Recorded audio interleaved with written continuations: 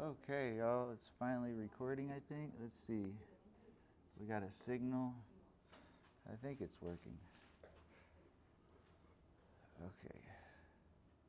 So right now you're working on your daily quiz number 2. How do I change the color? Oh, there we go. Daily quiz do do do do. Daily quiz do do do do. Number 2. All right. So your instructions were add 1/2 and 1/3. That's what I told you to do, right? Your goal is to put your train of thought on paper so that anybody in the classroom, anybody at all, without your physical presence, can look at the pen strokes you scribbled down and follow your train of thought and become completely convinced that whatever your end result is absolutely true, without them like getting lost or confused. Like, they have to be perfectly convinced of every single step you took, because that's what communication is about, right? You can tell somebody something, but if they don't believe you, what was the point? Yeah? And math is a language, just like English or Spanish, right? And that's where it came from. So for you to understand what math is and to be able to appreciate it, pretend it doesn't exist. Okay? So back in the day, we had to solve problems just like we solve them today. But without math, we had to use words. And some simple problems in words, it's like 3.5, 4 pages of words. Ugh. Reading is so boring, right? But in math, it's like 8 symbols. So each thing we learn in here, in order for you to understand it and appreciate it, we're going to imagine a scenario where it's a simple problem, but math doesn't exist, and try to figure out how to do it without math. And you yourself will just spontaneously invent math all on your own. Only then will you really understand and appreciate what it is. The concepts in math class are very, very, very, very, very simple. All right, my father's a retired Spanish teacher, so I use that as a reference, you know. So in Spanish class, you don't talk about like thermonuclear physics or anything, right? The ideas are like, I like flowers. And then you play with the language, right? Same thing in math class. We're going to talk about things that are so complicated, super complicated, like the idea of a point or a straight line. It's pretty simple, isn't it? Here's a straight line. Very simple idea, right? So a representation of a simple idea should be simple. Remember, I said, I like the color blue. Look how many pen strokes it takes. I like the color blue. Simple idea, but look at how many symbols it took to represent that idea. One, the space bar, you don't even see it, but it's the most important button on the keyboard. Check it out. Look how big the space bar is on your keyboard. It's the biggest one. Turns out that nothing is more important than anything else. Yeah? Ooh. So 1, 2, 3, 4, 5, 6, 7, oh wait, the space. 8, 9, 10, 11, 12, 13, 14, 15, 16, 17, 18, 19, 20, 21 symbols, right? Each chosen out of 26 symbols. And how many of those symbols require more than one pen stroke, right? That's a very, very complicated thing to represent such a simple idea, right? And y'all all know English. Math is like an infinite number of times simpler than English. Y'all have a hard time with math because you're used to things being way more complicated than they ever should have been. That's what humans do. We make everything super complicated for no reason at all, right? Math is about cutting through the chase. It's a simple idea. It should be able to be represented with the simple, the fewest number of pen strokes. So when you go to solve a problem back in the day, like let's say a lot of math was developed because of religions and such. So like say in the Muslim religion, the inheritance laws are very complicated because you have to adhere to the religious rules, right? But you know, they didn't take into account that some of these people, when they die, they have all these cousins and second cousins and and the first son gets this much and the second son gets that much, and there's all these rules. And how do you take all this property, whether it's land or sheep or whatever, and divvy it up, but make sure you're also divvying it up in accordance to the religious rules? Otherwise, you're in trouble under God's eyes. So you're really compelled to like try to get it right, you know? And it's a simple idea. Take the stuff and give it to the people who are living. But without math, that problem to solve, you have to use words. And so if you tried to write it down, it's like pages and pages and pages and pages and pages of words, right? And your brain can get lost really easy if there's too much stuff. But if you can take all those words and condense them into like 2 sentences of math, then it's much easier to wrap our mind around. Remember, we didn't have numbers. Very recently, numbers were invented. So think about the example of cows, right? Without numbers, and you have 2 fields, we would say I got 5 cows here, I got 7 cows there. That means I have 12 cows total, right? But for millions and millions of years, we didn't have numbers. So what we had to do was go, instead of 5, you'd go, I have 1 and 1 and 1 and 1 and 1. And over here, I have 1 and 1 and 1 and 1 and 1 and 1 and 1. So that means I have 1 and 1 and 1 and 1 and 1 and 1 and 1 and 1 and 1 and 1 and 1 and 1 and 1 and 1 and 1 and 1 cows. You can see how such a simple idea can just totally trounce your brain real quick, right? Without math, because that's what happens. So what we're doing, math, the invention of math is usually about laziness. We are so lazy. We want to be as lazy as we possibly can, and we get bored really easy. We don't like repetitive, mundane tasks, right? But we also don't like change, unless we're the ones that are making the change, because we like discovery and such, right? So we want things to change, but only if we initiate it. So it's cool when we take and invent numbers, so I could say 5 and 7 is 12. It's the same thing as the 1 and 1 and 1 and 1 and 1 and 1, but much shorter, right? So I can have that same thought, but very quickly and easily, and wrap my mind around that simple idea. That's what math is. It allows you to be lazy and think more thoughts more quickly, more deeply, and cooler. And once you make a tool that compresses that data, then you see that that tool can be used for other random things that nobody's ever thought of before. And then you get the fun part of math. So, I can't teach you algebra until you understand arithmetic. It's all connected. If it doesn't make sense to your 5-year-old self, you're doing it wrong. I mean, check it out. How complicated is this? It's a line. Yeah, simple idea, right?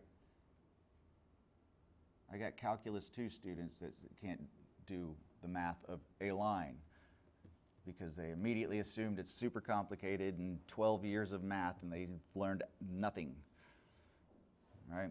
They can memorize stuff and make it look like they do learn stuff, but they didn't. All right.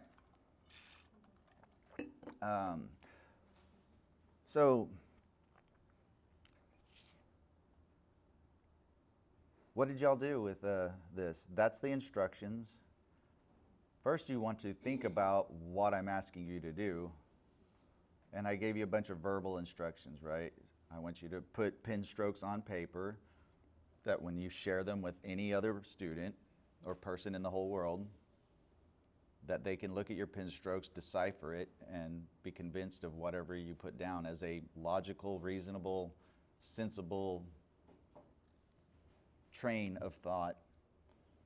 And whatever your end result was valuable, useful, and convincing.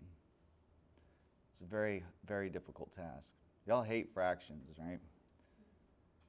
Again, you always turn everything into decimals because you can plug it into the calculator and then the calculator spits out some little pen strokes, and then you copy that down mindlessly without even realizing that decimals are just fractions. Remember? Check it out. 0.67. You like that? That's just a data compression. It's just an abbreviated nickname for 6/10 and 7/100. That's what we used to write down. But you could have any fractions you want, but they figured out, oh, if I do powers of 10, blah, blah, blah, blah, I can invent this notation where I can write all of these pen strokes using only these 3 symbols. So it's the same concept, but the data is compressed. Just like we compress the photo files on our phone so we can text them to our friend, what's happening there? You're trying to communicate. The file's too big. Yeah? So the computer looks at that file, which is all zeros and ones, which, by the way, is just a number, just like 78 is a number. That's base 10, because we have 10 symbols we can use, 0 through 9, right? So we have 10 symbols, and we use them to represent any number we want. Well, it doesn't have to be 10. We could have just had 2 symbols, 0 and 1. And use those to represent any number we want, okay? So that file, that photo file that's on your phone when you took that photograph, it's just a whole bunch of zeros and ones, right? Well, that's just like writing down the number 390, but it's in base 2 instead of base 10. That's the only difference. It's literally you're sending a single number to your friend when you try to text a photo. That's what it is, a number. It's just in base 2. You can take it and convert it to base 10. I'll show you how. So all the video files on Netflix's entire server, they're all zeros and ones, right? That hard drive is just a bunch of zeros and ones. It's literally storing a single number. It's a very large number in the trillions, right? But that's all it is a single number. And somehow that single number represents all the videos and movies and everything that you could choose from on all of Netflix's servers. It's a number. So how does it share that photo with your friend? You're trying to communicate an idea. It happens to be a picture. It's encoded as a number. But it can't be passed through the cellular network because there's not enough bandwidth. So what the computer does is it looks at all these zeros and ones, and it looks for patterns, anything that's repetitive. If there's a repeating pattern, it can say, I'm not going to repeat this pattern over and over again. I'm going to say there's 7 of these patterns instead of the pattern 7 times. Does that make sense? So just like multiplication is repetitive addition, instead of doing this, see there's a repetitive pattern, plus 2, plus 2, plus 2, plus 2, right? Imagine it goes on 2,000 times. 2,000 2's added together.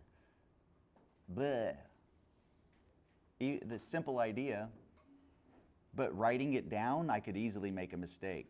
And even if I wrote it down perfectly, whoever reads it with 2,000 2's added together, they could easily miscount it. Simple idea, but the communication becomes hard, right? But check it out, because there's a repetition, we could invent notation and say 2,000 2's. Now it's simple, right? It's a simple idea, simple representation. We can wrap our brain around it, and I save all kinds of time. If I had to write them down, that would take forever. And I'd also have to double check and make sure I got actually 2,000 of them, not more or less.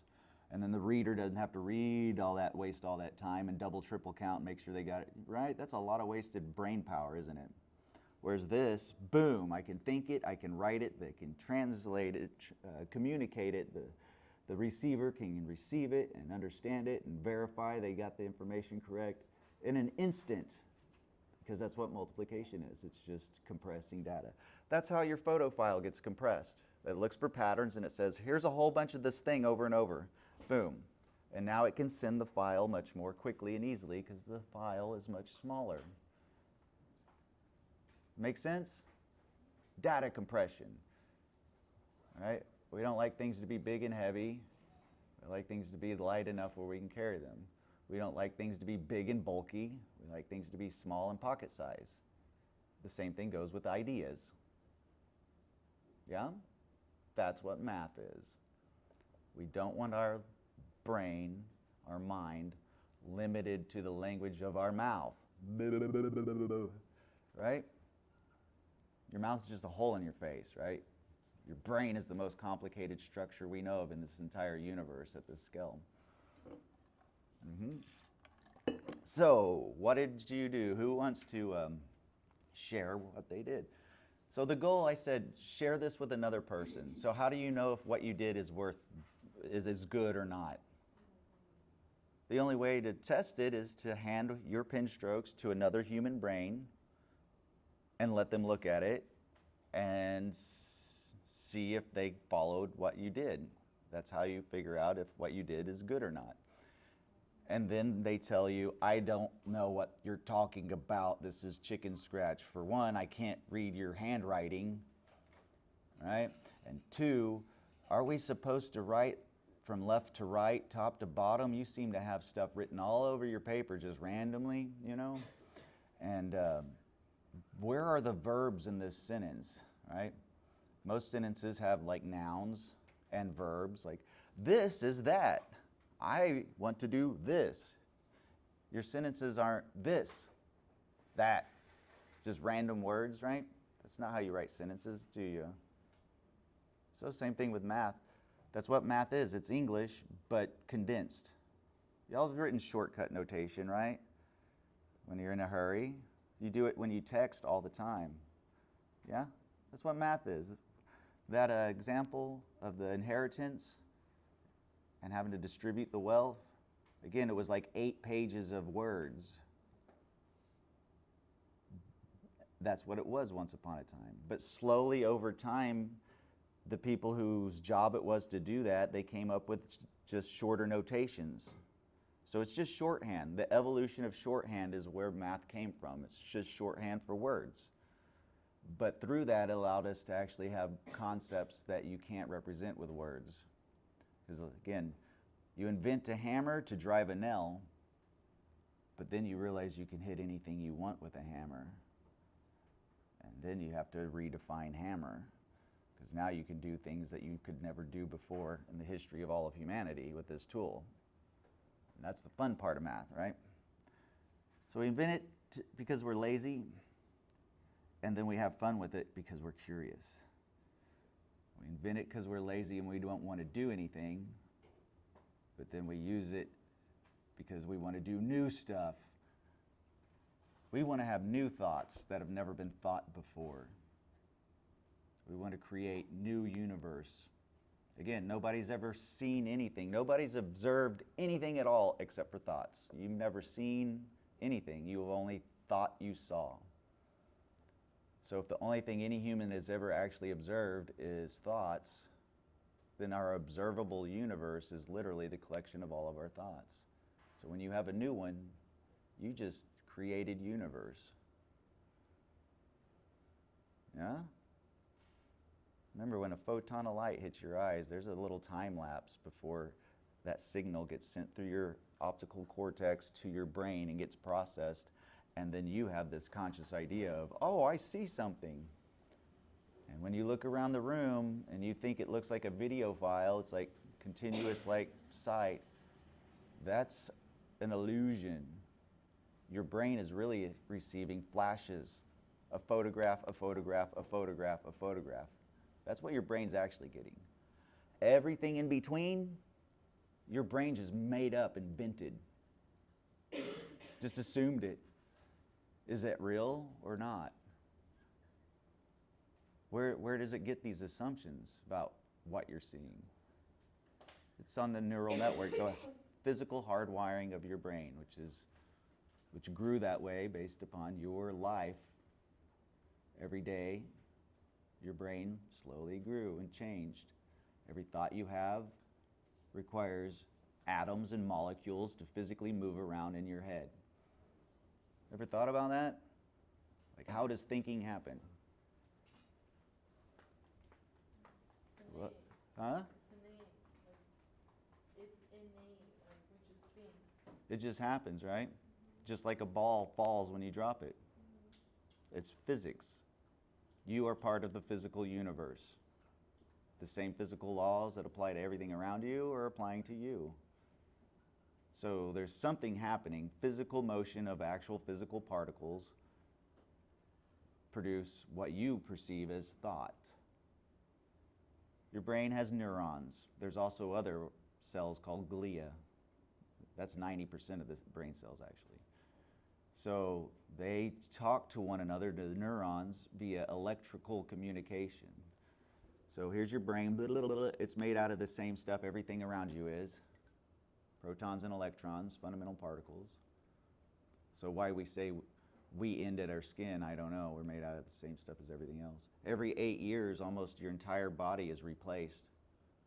In 8 years, there's only a small percentage of you that's still the same physical you. And there's little neurons. I'm a neuron, right? I'm a neuron, and I got little thingies sticking out, and there's just billions and billions of those, right? How do you have electricity in your brain? Well, what is electricity? It's charged particles, i.e. electrons, that move. Okay, in this case, it's an atom, like a sodium atom. I think they use, what, Na to represent it? And it has a center, what is it, a nucleus, and the nucleus of an atom is protons, which are positively charged, and around that you have these little electrons, which are negatively charged. So electricity in a wire is metal, it has metal atoms. The metal atoms have electrons, and the electrons go from atom to atom. They just kind of move around. But here's an atom, positives in the middle, negatives around the outside, and supposedly it kind of spins around, like, you know, that's the simple model, like planets around the sun. It's not really what happens, but okay. So atoms make up molecules, and they build like this little membrane around this neural cell, and it has this tail, and this tail is like a channel, like a river, where you have these atoms moving around. Well, an atom in the middle has positive charges, and the electrons have negative. So if there's the same number of positives as negatives, there is no charge. They balance out, right? But if your atom has more electrons than protons, let's say it has 20 protons but 21 electrons, right?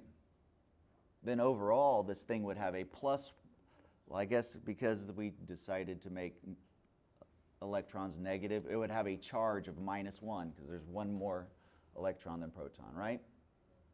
Now, if that atom moves, that's called electricity because it's an electric charge that's moving, right? So they call these ions. So if the atom has more positives or negatives, it's called an ion. And they are in this little channel that is the tail of your neuron. So if they move around, if they go downstream or upstream, right? Let's say a whole bunch of positives go upstream and they're all like parked together. Let me give a better picture. I'm a neuron, and here's the tail. Boop, boop, boop. You got a bunch of positives, negatives, they're all the same amount. But if you get a whole bunch of positives down here, but your negatives are more down here, well, now there's this called a potential difference. It's all positive. Remember, like charges repel, right? And such. So there's forces, things tugging. And so once the threshold is reached, this tail has these little gates. It goes, boop, I'm opening my gates. So that threshold of potential difference gets hit, and the gates open, and then these little guys go rushing out, and then that makes these guys go that way. And so this electric potential difference, more negatives down here, we got a negative charge, but that opened up, and now they're going to rush that way. So now you have negative charge moving down this tail because it's like a little river with channels opening up, and thus that's electricity. There's 3 different atoms, sodium, potassium, and I forget the other one. 3 different atoms, that's it, is what the fluid is inside of these neurons. And them little things moving around Causes these little electrical charges, and that's how signals are sent between, what is this, a cell, biological cells, from neuron to neuron. That's how they communicate. And of course, the membranes are made out of other atoms and molecules, like proteins and such, right? Which are really cool. If you zoom in on this stuff to an atomic level, it's like there's little like construction vehicles going around, just like you see like a big old Walmart being built. That's what's going on in your brain. Zoom in, zoom in, zoom in, zoom in.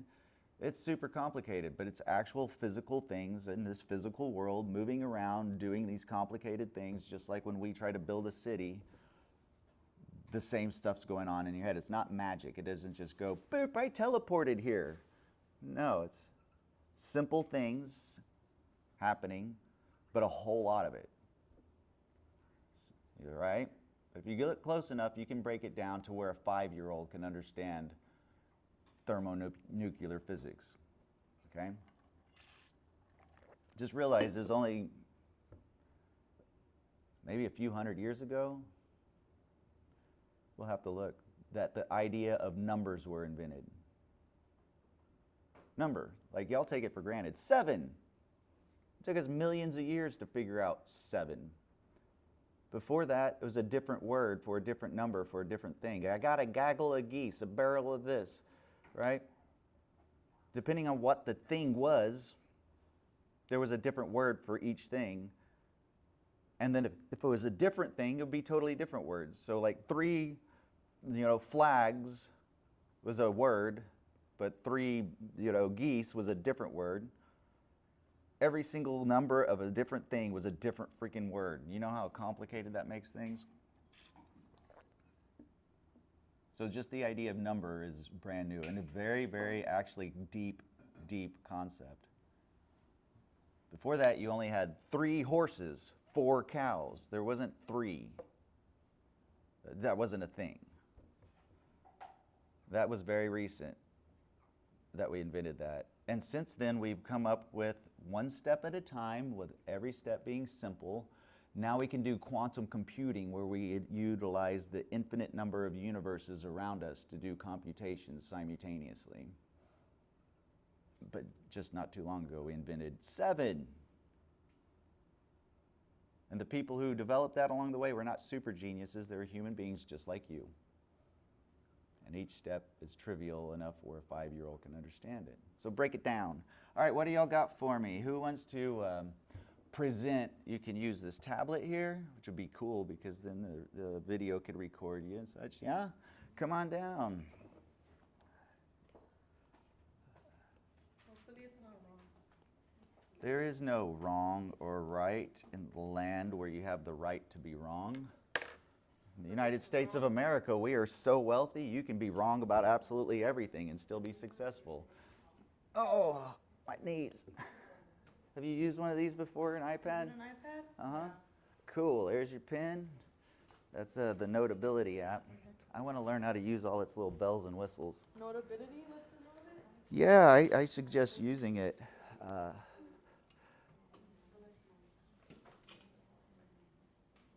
That's the tech that should be built into the desks, because you cannot type math.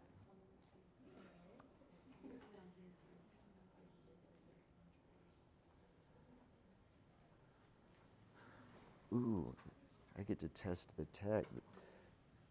This Rode Wireless 2 does like for 2 people. I think if I turn this on, yeah, you can clip that to you. Then it'll record your voice too. It's catching both of us, and then we get good While we're audio talking? quality. Yeah, I think. Are we live on Twitch? No, not yet, but we're gonna get there. We should go live on Twitch. Well, you should teach me how to do that. It's That'd be pretty great. easy. Okay, class, so today we're gonna learn how to add fractions. So, what I'm doing right now is I'm making sure that both the 1/2 and the 1/3 have common denominators, since they don't. So what I did with this one right here was I multiplied top and bottom to 6, because both of these can be multiplied to 6. So I multiplied 1 times 3 equals 3, and then the denominator, 2 times 3 equals 6. So you get 3 over 6. So I'm going to do the same thing with the other one. It's 1 over 3. We're trying to turn the bottom number to 6. So 3 times 2 is 6, and then 2 times 1 is 2. So you're going to get 3 over 6 plus 2 over 6, which is going to be 5 over 6. So that would be your answer. That was a great presentation. Thanks. Now, let's pretend that you weren't here to explain everything that you were just writing. So now let's look at what you put down. You're not present. I'm just a random person in the universe. Here is this concept. So, given this picture, which is what it is, what does that say to you? Well, after she figures out the denominator, okay, What's this denominator? That's a big O word. The denominator is the 6. Once she did that, I was able to follow along. Is a denominator the thing on the bottom below the horizontal line? Yes. A big O multi-syllable word for bottom, right? Yeah, remember, we don't want to lose people with giant words, right? I just, for me, instead of writing it, I just put D and then, I don't know, I shorten it. There you go. I just call it the bottom. The bottom is the bottom. Because what is it called in Sorry, Spanish? my handwriting is Something really bad else, on right? this. So knowing the word denominator is not math. Yeah. That's English vocabulary related to the subject of math. But it's not actually math, right? Yeah, I always did that too, but since I was an inclusion assistant in a 3rd grade class, they were teaching them these big words. I got so used to There you go. Let's not do these big words, you know. telling them, so I'm like, We don't need big words. That's actually anti-math. Remember, math is about simple idea, simple representation. We don't need denominator. Again, this is two quantities being renamed with a shorter name. Because what are we doing when we're adding? Remember, 2 plus 3, what even is addition? The number 2 is just an abbreviation for 2 tally marks. Plus, we don't even need that word. It's a different word for and. We already have the word and, right? Why complicate it? 2 and 3. Well, the symbol 3 is just an abbreviation, a nickname for 3 tally marks. We're too lazy to put 3 tally marks. So we made one symbol to represent those 3. 2 and 3, this many and this many. That's a great name for a quantity. This many and this many. It's the same quantity no matter what you call it. 2 and 3 is a great name for an amount, right? It's kind of long, so let's give it a nickname, call it 5. But if we're across the border, we'll call it 5, right? So adding, we're not actually doing anything except coming up with a shorter name for a quantity. That's what adding really is. I never thought about it for 30 years until recently, because I never thought about arithmetic at all, and when I did, it blew my mind. What are we even doing, you know? We're just renaming stuff. Well, that's not math. That's actually English, because it's all different words if you're across the border, right? So here we have a quantity and another quantity. What are we doing here? We are renaming the quantity with a new name, but it has fewer pin strokes, right? Instead of Rafael Lopez Mobilia, Fernando Venezuela, right? It's just like, this is Bob, or Raf, yeah? That's what we're doing here. We're just renaming a quantity, yeah? Yes. So think about what each of these pin strokes is. We started off, that number 1 is just 1 tally mark. The 2 is just 2 tally marks. The 3, so each of those symbols represents a known quantity, a known number of fingers. I like to call them fingers because they literally represent fingers. That's why there's 10 symbols, right? And on the right side of the equal sign is 2 symbols that represent known quantities. We'll talk about what that bar is, right? But the equal sign is just a shortcut abbreviation for the word is. this many and this many is that many. I'm holding up 2 fingers here and 3 fingers on this hand, right? This many is this many no matter what you call it, isn't it? It's this many. Whether I say it's 2 and 3, or I say it's 5, or I say it's 4 and 1, this many is this many, period. Right? Okay. We done? Good job. Now, I look at this and just as a picture, because that's what it is. It's a picture. It's a drawing. Oh, by the way, if you have terrible handwriting, stop writing. Just don't write. Draw your letters. Okay? I got students, I can't read their names. I can't read anything. You have to be able to draw in a way where somebody else can read it. I mean, you've had your entire life to learn how to write 26 symbols where people can read it, yeah? It's kind of important, okay? If you're going to do any kind of like math at all. So when I look at this, I'm like, I normally read left to right, and the 5-year-old me, I know what this means, I know what this means, I know. So I'm talking about what I know, right? This is all you need to know, what each of these symbols represents. I know that this is just a shortcut for that many. Yeah? So starting off with this, I put that down. I said, add these. So I wrote that down. What does that mean? You know what each of those symbols means. You know this, you know this, you know this, you know this. You know this is just and. So that's where we started, right? So I know what that means. We'll talk about that in a second. I know what this means. I know what that symbol means. It's just shortcut for and. I know what that means. Oops. I know what that symbol means. That's what I know. And I say this is, so I put this guy down. I know that that is, right? Is. This guy here is just and these other symbols are just shortcuts for tally marks. Yeah? That's what we know, don't we? I'm going to prove to you that every 5-year-old can add fractions.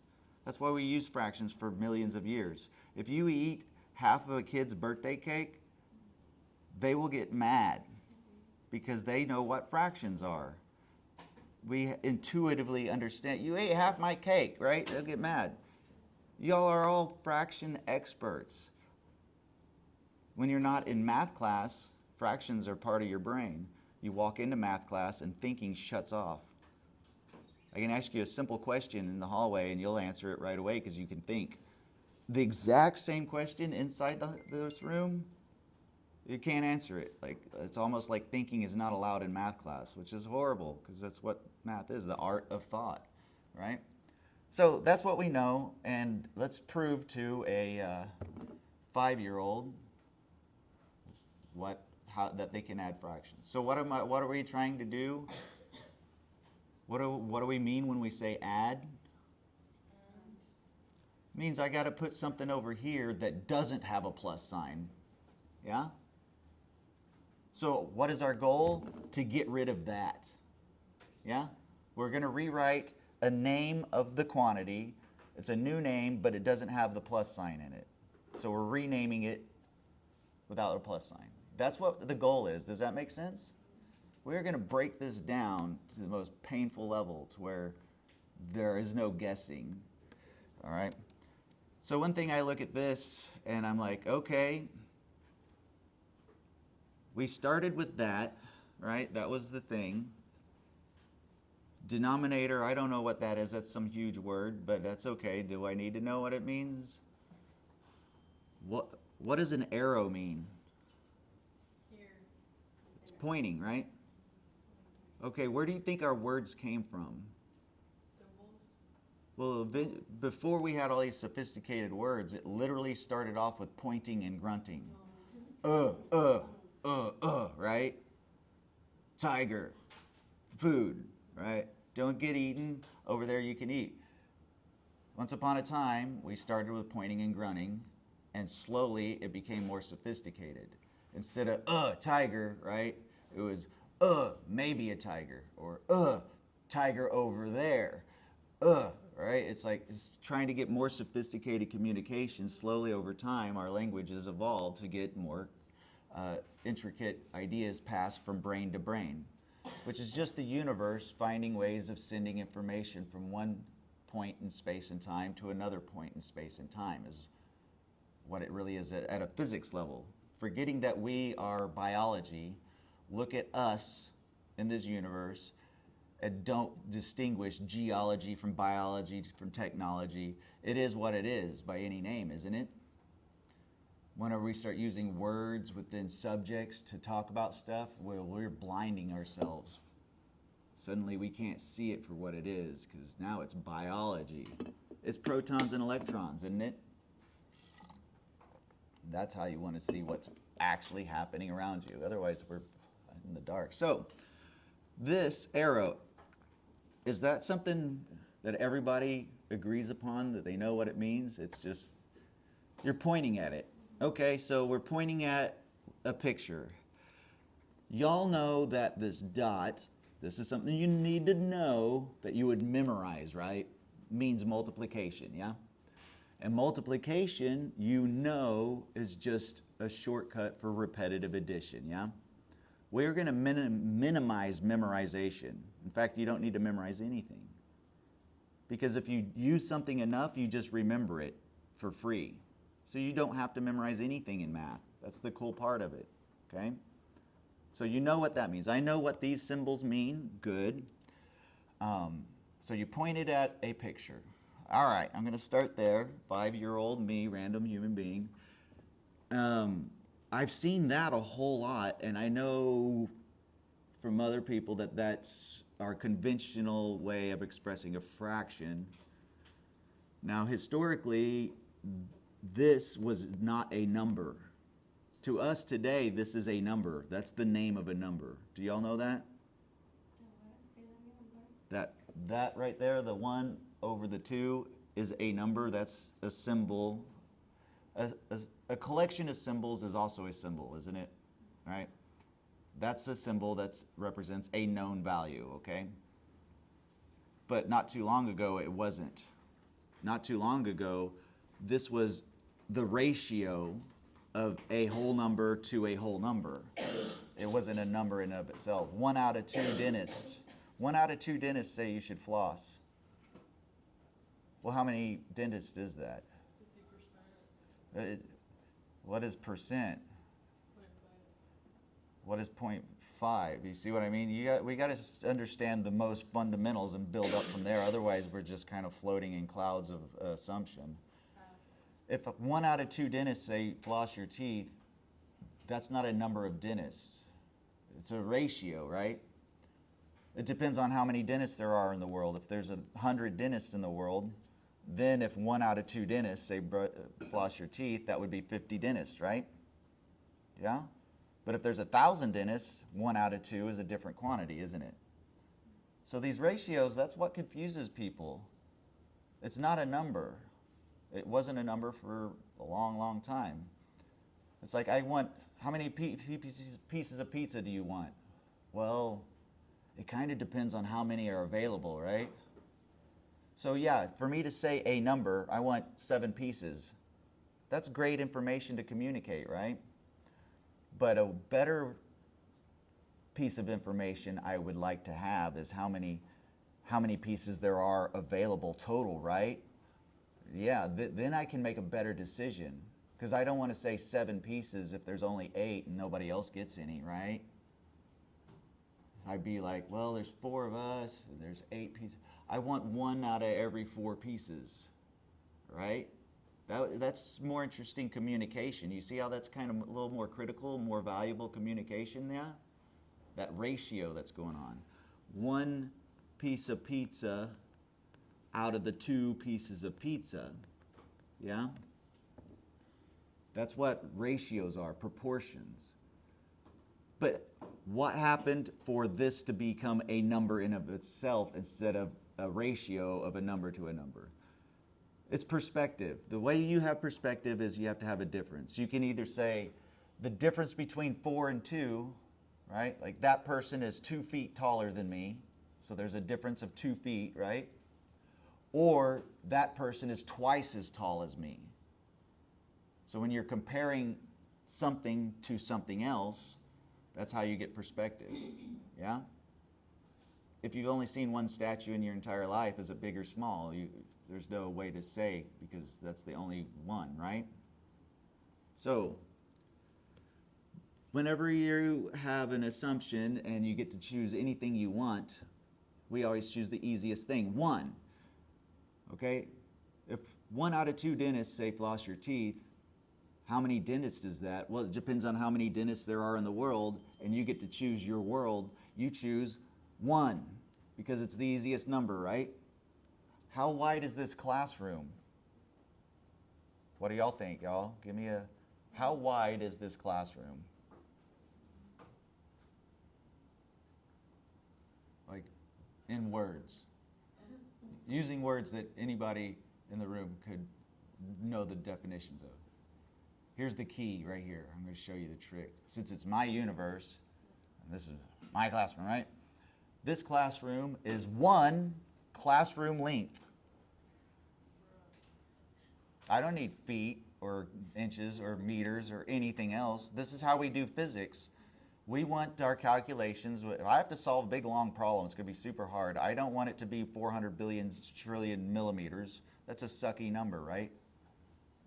I want it to be 1 length, one Mr. Stein length. That's the name of my new unit. And now when I do my calculations, they're really simple to do, right?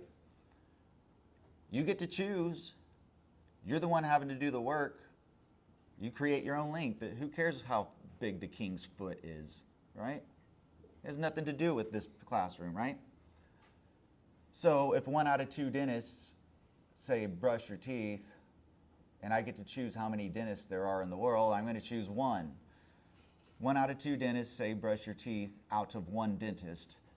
Once you make that assumption that there are 1, now this becomes a number. Before it was 1 out of 2, it could be any number. Depends on how many total there are, right? But now that I've assumed there is 1 dentist in the whole world, now it becomes a number. So unfortunately, 1 dentist, I'm going to write dent, out of 2 dentists, let's pretend there's 100 dentists. How would I turn this into a number, y'all? 1 dentist out of 2 dentists. How do y'all do this? Like, y'all get into percentages here and such, right? If there's 100 dentists, 1 out of 2 say brush your teeth, you know that's 50 dentists, right? How do I turn that into 50? 1 out of 2 dentists, and there's 100 dentists, right? 50 out of 100. And then 100 divided by 2 would give you 50, right?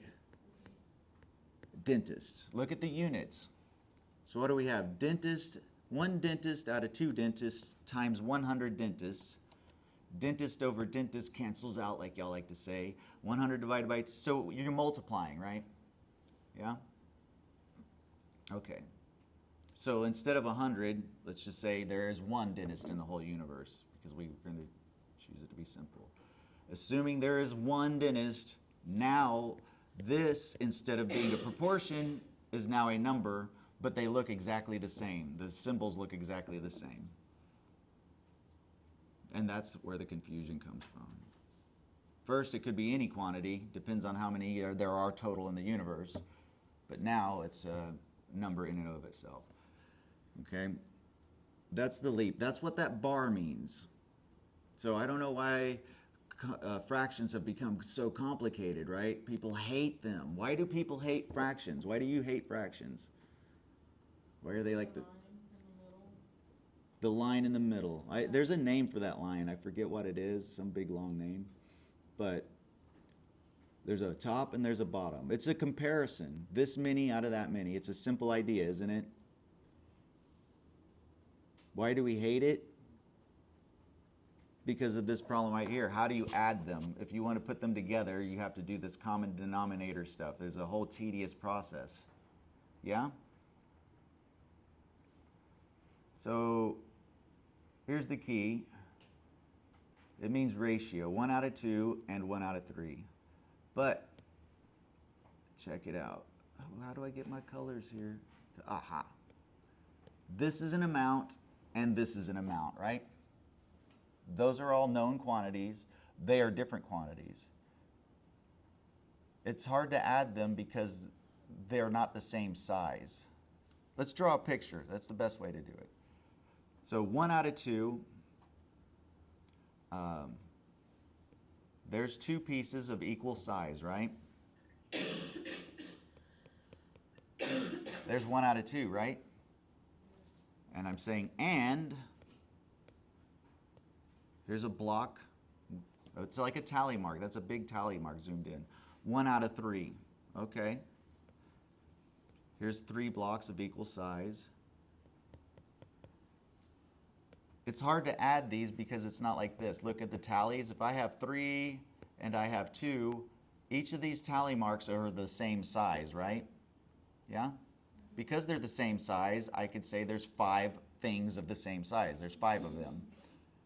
But what if I had tally marks like this? That would suck. There's a reason why tally marks are all the same length, because they're representing the same 1. It's 1 foot. If I had to add 1 foot to 1 classroom length, that's not just 2, is it? I can't say it's 2. If I'm adding an apple and an orange, I don't say 2, do I? 1 apple plus 1 orange equals 2. 2 what? 2 fruit. I have to change my unit. So, what are you doing with all that stuff? When you added the fractions, it's only because you memorized an algorithm that you were taught in school, right? That's what you did here, right? How did you know to do this? Who did this? Where are you? So why did you put those pin strokes down? Because that's what I was taught in school. Yeah, you memorized that, right? And you recalled it. There wasn't thinking going on here. This isn't a thought that you shared. This is a reflex that you were brainwashed into having. But I had to learn it before though. Well, you memorized it. You had to memorize this. And look, whenever you follow the algorithm that you memorized, it looks like you know math, and it looks like your teacher taught math. But let's say you don't actually add fractions for 10 years, and then you're asked to do this again. Would you remember how to do it? I didn't. No. Do you understand what any of this actually means? No. Because you've never actually had to think about what it actually means, right? Because you don't get a grade for understanding anything. You get a grade for appearing to have understood something, right? And education exists because tax money funds it. And tax money comes from people, and they don't want their money being wasted. They want to see results, right? But when people are thinking, it looks like they're sitting there doing nothing, right? And most people are stupid. That's why we need education, so our society isn't stupid, right? That's why we made it. If we're going to let everybody vote, we need to make sure that people aren't dumb, right? So we better educate them. But the education is going to come from money, and if we don't make sure that they're happy, they're going to take our money away. So we need to make sure they're happy so we can have education, but we can't educate people properly, because if we try to, the dumb people will get mad and say, don't waste our money on teaching people how to be smart. So it's a conundrum, right? If society's smart, they will make sure education teaches people to be smart. But if society's dumb, since they are funding the education, they're going to pull their money back if you say junior is sucky at learning. They don't want to hear that. It's a problem of democracy. All right, where are we? I'm going to kill y'all with this one problem here. We might spend a week on just this, but you will finally understand all of arithmetic that you didn't learn in 12 years, thousands and thousands of hours. We got to get the basics down. And after that, you will be an expert mathematician, and quantum physics is going to be trivial for you. Okay? But it starts here. Here's a different picture. It means exactly the same thing, right? This picture contains the same data as this picture, doesn't it? Those are two different piles of pen strokes, two paintings that portray the same idea. Y'all cool with that? Yeah? Okay, let's go with the picture here so we actually make sure we understand what these symbols up here represent. Okay, is. Well, if this is like one size and this is a different size, I can't say there's two of something because those are two different things. Let's call this size apple and let's call this size orange. I am adding an apple and an orange. That sucks. I can't add it. I can add oranges to oranges or apples to apples, but not apples and oranges together. I can add things that are the same size. This is why we hate fractions. You're asking me to add things that aren't the same. That doesn't make sense. You add things that are the same. Yeah? My brain is broke. I can't do it, right? Math is about problem solving. That means learning how to, what do you do when you don't know what to do? That's problem solving. Problem knowing is I've seen that problem before and I know exactly what to do. And then I move my arms and legs and it's done. Well, guess what? Dead objects can do that. You're alive. All right? That piece of paper, that computer, the AI, they know everything. They're not alive. You have a gift that they don't. Let's use it. Okay, what can I do to make things the same size? If I can only add things the same size, what can I do to make things the same size? Well, we have to change the bottom part. We have to combine or multiply until we come to. Sure, we got to do all that, but what does that even mean? Let's do that, but do it here in the picture realm because children understand pictures. Oh, well, combine it together. Hmm? Combine it. How do I break the blue striped quantities into pieces that are the same size? So I could say I have this many of the same thing. Remember, this length is the same as this length, right? It's one tally mark tall. Over here, this is one tally mark tall. So what I do know is this length is the same as that length. That's what I do know. Okay? I know that. I could add those together, but I also know this length is not the same as that length. I know that this length is the same as that length, right? I need to add, in this case, I drew areas, right? This is an area. I need two areas that are of the same size if I'm going to add them. Cool? That's what we're really doing, which is a simple idea, isn't it? Again, I said, break it down. If your 5-year-old self doesn't understand it, you're doing something wrong.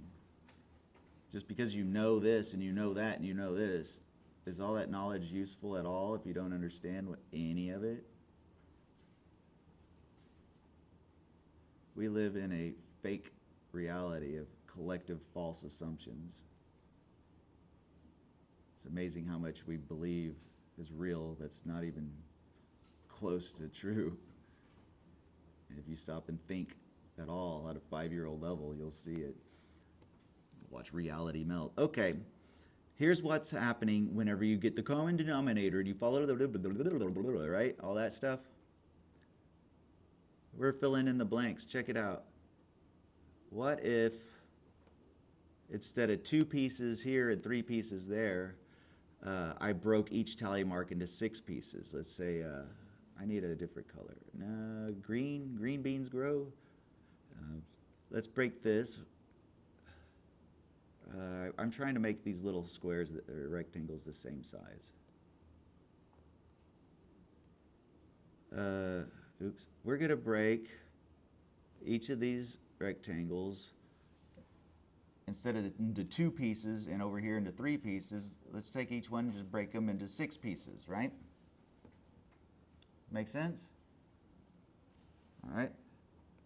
this is the same size as this, is the same size as this, same size as this, same size as this, same size as this. So I took the two rectangles and I broke them into a whole bunch of smaller but equal sized rectangles, right? So there's 6 pieces, and over here there's 6 pieces, yeah? And they are all the same size, and I can add things that are the same size, can't I? Okay. So when I say is, let's put a is this version we write like that. Okay. Is how many? Well, let's say, well, I used green. Boop, boop, boop, boop, boop. So over here is 6 little pieces, right? How many pieces over here do I have? Instead of saying 1 out of 2, right? 1 out of 2. If I look at the smaller pieces now with the lime green, I see that I have 1, 2, 3 out of 6. Yeah?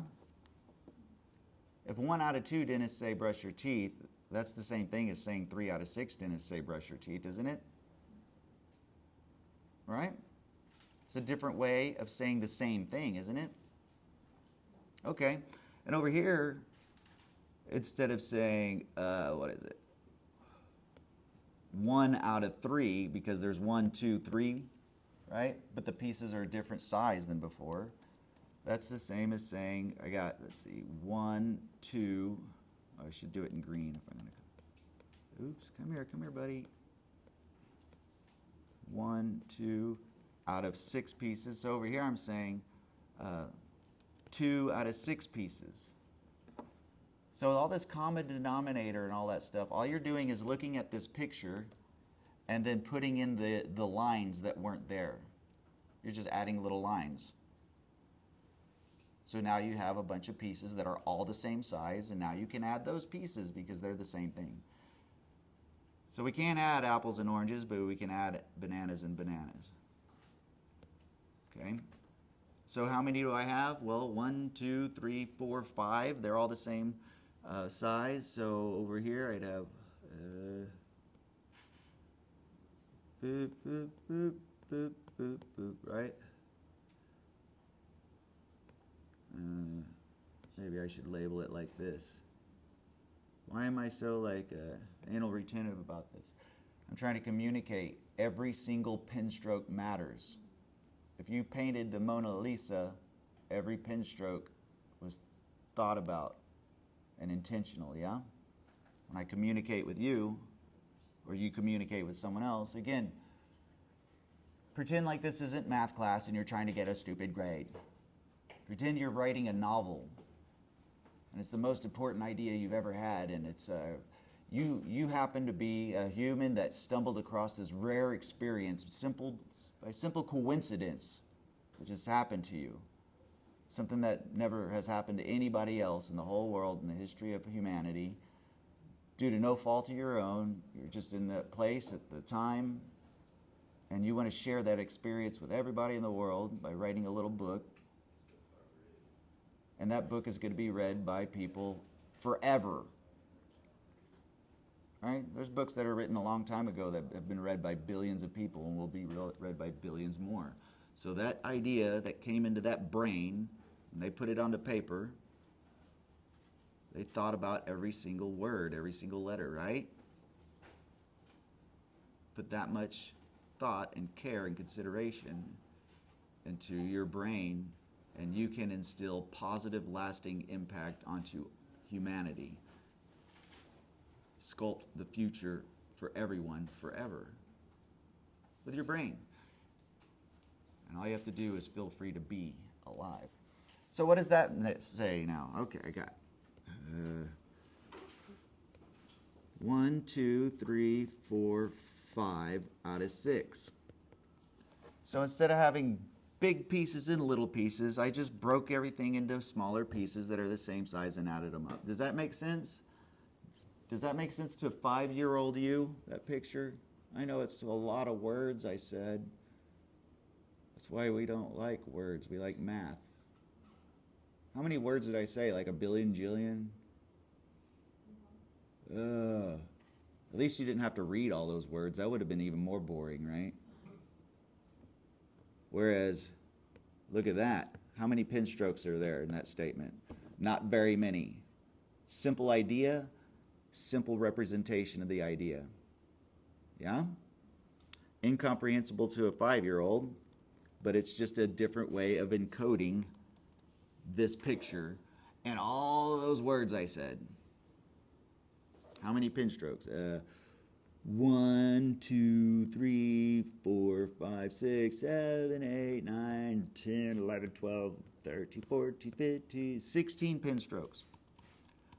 How many words does it take to say that?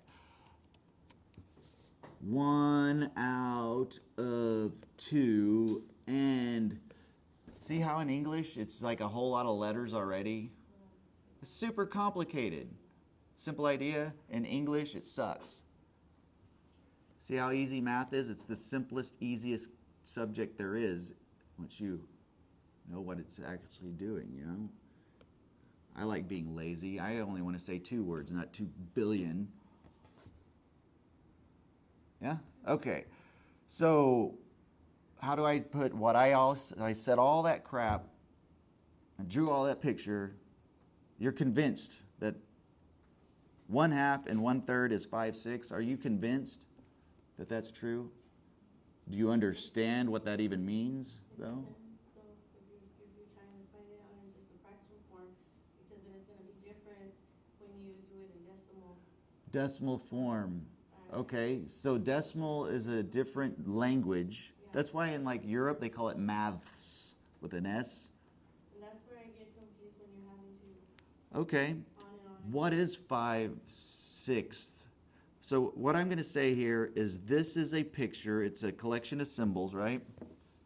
This is the name of a quantity. Each one of these is a known number of fingers, right? Yeah? Yeah. This is the name of a value. It's so many fingers, okay? This is a different name for the same value. All we did was rename the quantity, yeah? It's a picture that represents a quantity. Here's a different picture, represents the same quantity. Because they represent the same quantity, we put this in between them and say this is that. When we say is, this picture is not that picture, is it? Those are totally different pictures, aren't they? So when we say is, what we really mean is they represent the same amount. So there's other ways of drawing pictures where the public, they've agreed upon definitions of what these symbols mean. So there's other pictures we can draw where somebody can look at it and go, that represents the same quantity as these. One of them is the decimal. What is the decimal? Deci means a tenth, right? Decimal, that's why we call it base 10. And it's only because we have 10 fingers and we learned how to count using fingers. So we invented base 10 because it's ergonomic. We think that if you write this stuff down, 0.678, that because we have 10 fingers and learn how to count with 10 fingers, that we will have a better feel for that picture as far as the quantity it represents, right? Than other ways. Tally marks, right? 6,907. In tally marks, that's 6,907 of these sticks, right? If you look at a wall full of tally marks, you don't have a very good feel of how many that is, do you? But 697, we have a pretty good feel of how many that is, don't we? And we chose base 10 for ergonomics. The Babylonians and Sumerians chose base 60, which is actually even better. You know about how long 2.5 hours is, right? You have a good feel for that, don't you? How many minutes is that?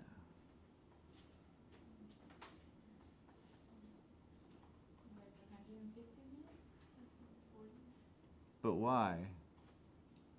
How many minutes are in an hour? What? Why? Why not 100? Everything else is 100, right? Or 10. Yeah? Like in the metric system.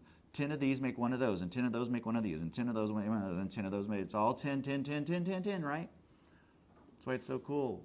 But here in the United States, where we overthrew the king and queen of England, because we ain't going down with no kings and queens telling us what to do, imperial nada, yet we're the only country in the world that insists upon using the length of the king's thumb and foot to measure our stuff with. Isn't that strange? Everybody else uses metric. But we still want, like, king, where's your foot? I don't know how long this is until you show up and show me your foot and your thumb. And instead of one of these is 10 of these is one of those, and 10 of these is one of those, and 10 of these is real simple. Let's see, 1 inch is, 12 inches is a foot, but 3 feet is a yard, and then how many yards make the next thing? I don't know, I'm already lost, right? That sucks, doesn't it? It's like going back to archaic times. A gaggle of geese and a barrel of hens and whatever it is. It's awful. So, I don't know what 5/6 is in decimal. What would you do? Plug it in a calculator? Yeah? That's why we invented calculators, so we don't have to do that translation. Well, I'm thinking like, how you said it was like, when you put a number over something. You actually showed us earlier, it was like 7 over 100, 6 over 10. Yeah, what does this mean? What does that dot mean? It used to mean multiplication, right?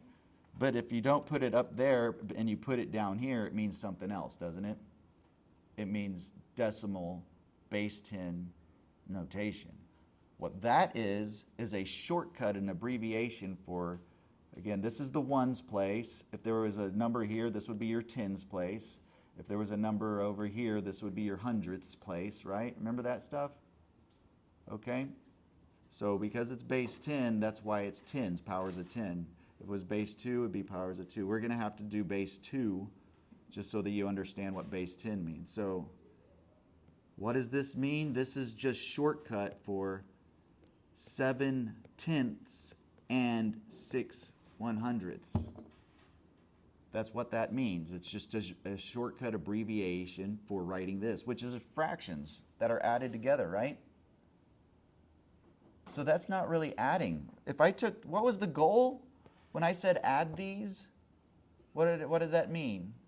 Rewrite a name of that value, but without the plus sign, yeah?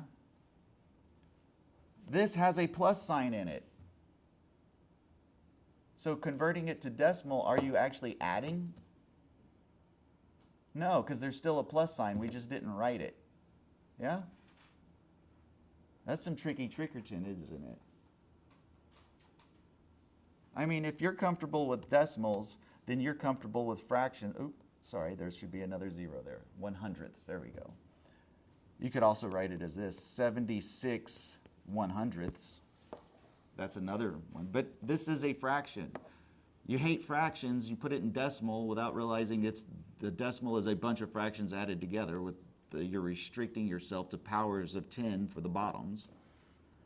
Why restrict yourself to powers of 10 on the bottoms and force yourself to have a whole bunch of fractions added together if you could just write one fraction with whatever you want on the bottom in the first place, yeah? That's ridiculous. I like this. I don't want to turn that into a sum of fractions with powers of 10 on the bottom. Just because everybody else has this cool new notation where they call it a decimal and they put a dot. Yeah? Because there are numbers you can't write as fractions, which means you can't write it as a decimal because decimals are fractions. What is this? It's a ratio, right? So numbers that you can write as a ratio of a whole number to a whole number are called ratio nulls. The rational numbers. Those are numbers you can write as a whole number to a whole number. And Pythagoras, of the Pythagorean theorem, who also discovered notes and music, what music is, why some sounds sound good to us and other sounds sound bad. The guy who figured that out and invented notes and music and the Pythagorean theorem had his own religion, the Pythagorean religion, thousands of years ago, and all is number, oh, and millions of followers, and he was enlightened, and his enlightened followers took over the government. Eventually, they become too politically powerful, so the little people had to overthrow them, and then they had eons of dark ages, okay? All is numbers. So he said every length has to be a whole number or a ratio of whole numbers. Again, remember, they didn't have 7. They had 7 classroom lengths or 7 horses. There was always an object, a tangible object attached to the quantity, okay? Right? So in geometry, you would say, here's my ruler. It's a physical stick. It's that long. That's called 1 ruler length. Now, if I take that ruler and I mark that line, and then I put the ruler next to it, and I draw another line, I have now constructed 2 lengths, right? And then I have a compass, which is that stick thing, you know, it's like, you know, you can make circles with it. So if I put one end of the compass here and one end of the compass there, I can like rotate it and I can make this angle. And so that's how you did math. That was geometry. It's just pictures, starting with a straight edge and a compass. Whatever you could construct with that, those were the quantities, those were the numbers that you could construct. Any length that you couldn't construct wasn't a known quantity. Like, how would you think about a number that you never had to see or touch or hold, right? That would never exist in our brains, yeah? So check it out. Here's a triangle. Beep. This is called a right triangle, 90 degrees. You could call it 90 degrees a right triangle. You could say this is perpendicular to that. You could say it's orthogonal to that. Lots of different words. Let's say that this is of length 1 and this is of length 1. These are called the legs of the right triangle. No, one leg's not any better than the other. There's nothing special about them. There's 2 of them. But this guy is different. That's the side that's opposite of the 90-degree angle, yeah? So it's called the hypotenuse. Big O long word. We'll just call it the special side. What is the length of that side? Do you all know the Pythagorean theorem? So if you have a triangle where you have 90 degrees, it's usually convention. You can use any symbols you want. You could use fart plus unicorn or whatever, but typically they call this side A and B. But I could have called B A and A B. It doesn't matter. This side we like to call C, simply because it's the first 3 letters of the alphabet, right? We're lazy. And here's the Pythagorean theorem. If I take one leg and I multiply it times itself, and I take the length of the other leg and multiply it times itself, I should get the hypotenuse, the longest side, multiplied by itself. That's the Pythagorean theorem. Now, this was known for thousands of years before Pythagoras, but he got credit for it. Okay? So what is this little symbol up there where I write a number up high to the right? It's called an exponent. Well, that's just a code for multiply this thing times itself, right? That's what an exponent means. It's just a way, if you have repetitive multiplication, we like to compress data, right? So we don't like to add 2 plus 2 plus 2 plus 2 2,000 times. That sucks. So we invented multiplication, which is just shortcut for addition, right?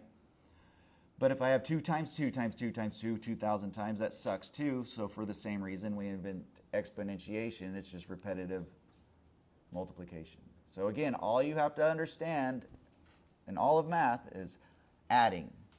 If you can add, well, if you have fingers, y'all, you can add, right? And if you can add, then you can add. And if you can add, then you can add, right? That's all the math you have to know to do everything up through all of algebra. That's it. And y'all know how to do that. So that just is a code for this. If these represent lengths, a length times a length is an area, right? Yeah?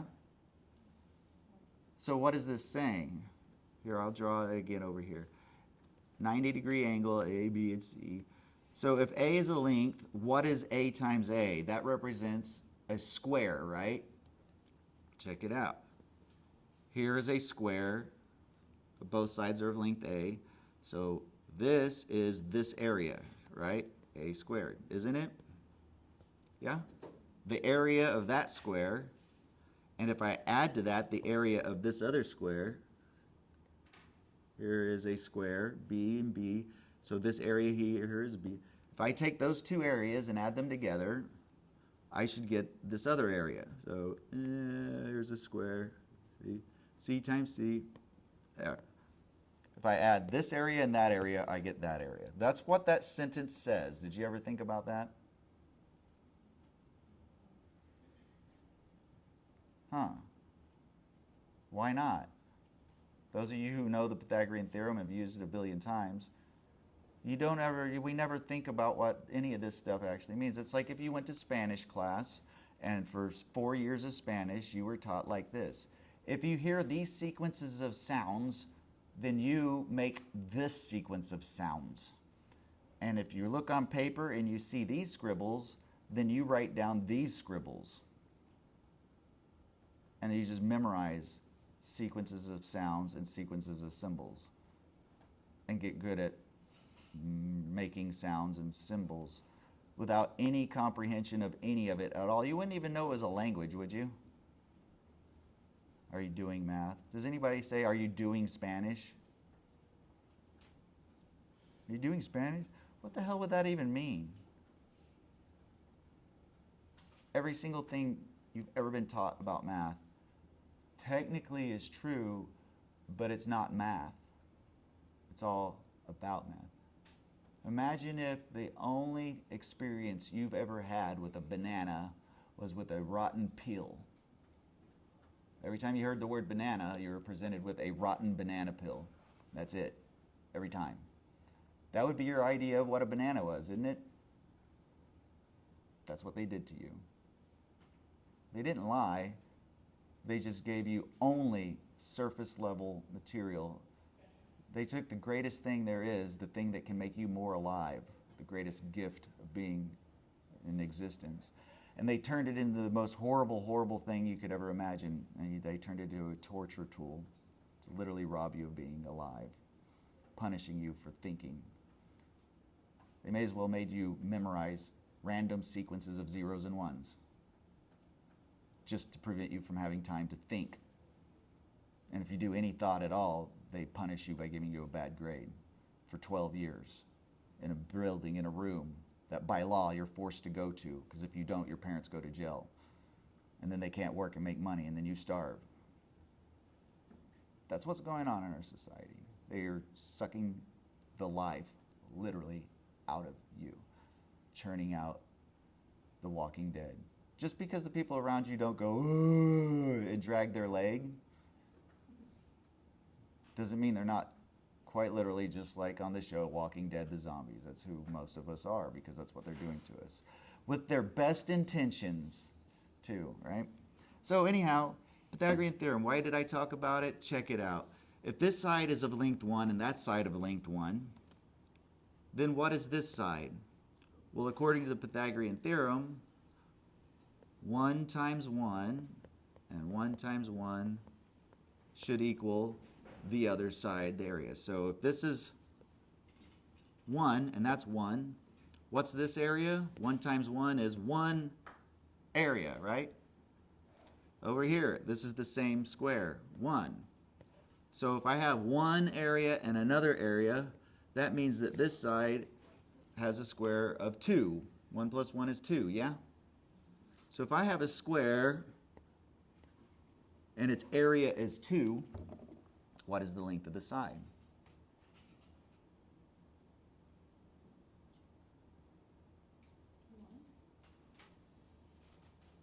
If I have a square and the length of the side is 1, then the area would be 1 by 1, right? That would be 1, yeah? What is this? All right, what the hell is a square? It's a shape where the sides are all the same length, yeah? What properties does a square have?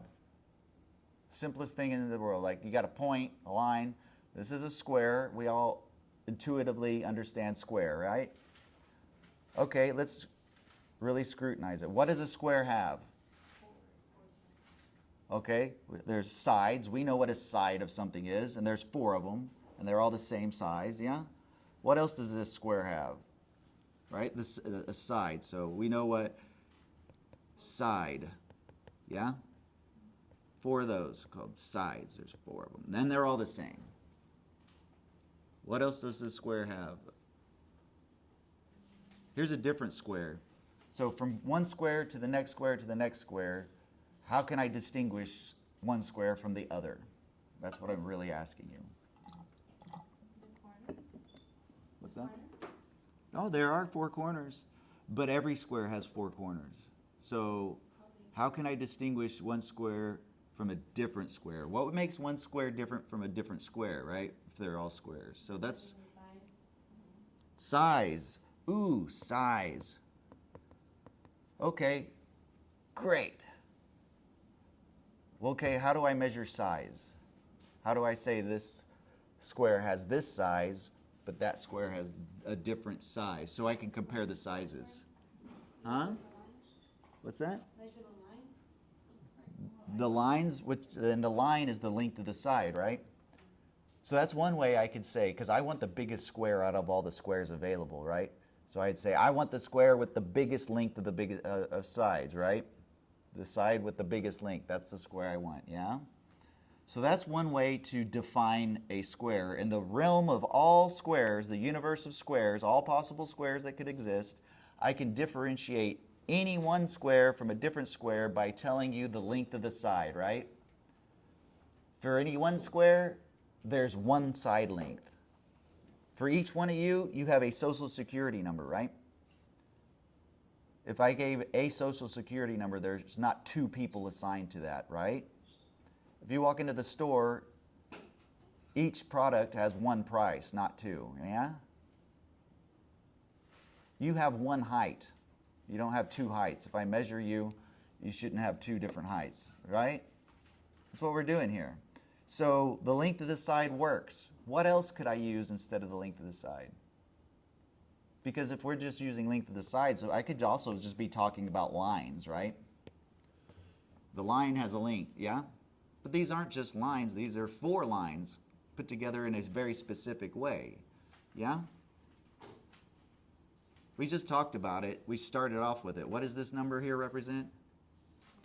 The area. When you look at a square, you don't just look at the length of the side. You see an area, don't you? A 2-dimensional picture. That's what a square is. It's a 2-dimensional picture, not a 1-dimensional line. It's a construction of it, right? So I could just tell you the area instead. That's what you would normally do as a normal person, wouldn't you? Right? If you look at the wall and I say, how big is this wall? You wouldn't just say the length of a side, would you? You'd say it's this many square feet, or right? You tell me the size of it and the dimensions that it takes up, yeah?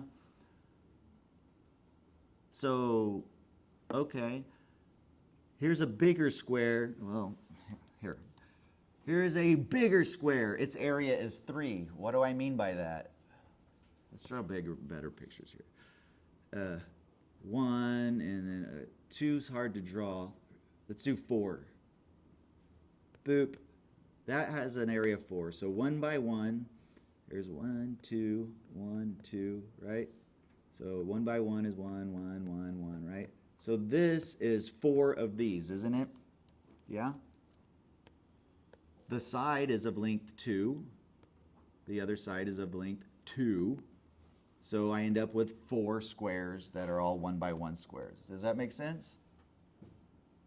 I don't know how to draw a square with area of 2, okay? Since I've already decided this is 1 length, this is a length of 1, how in the hell do I get the length of the side here if the area is 2?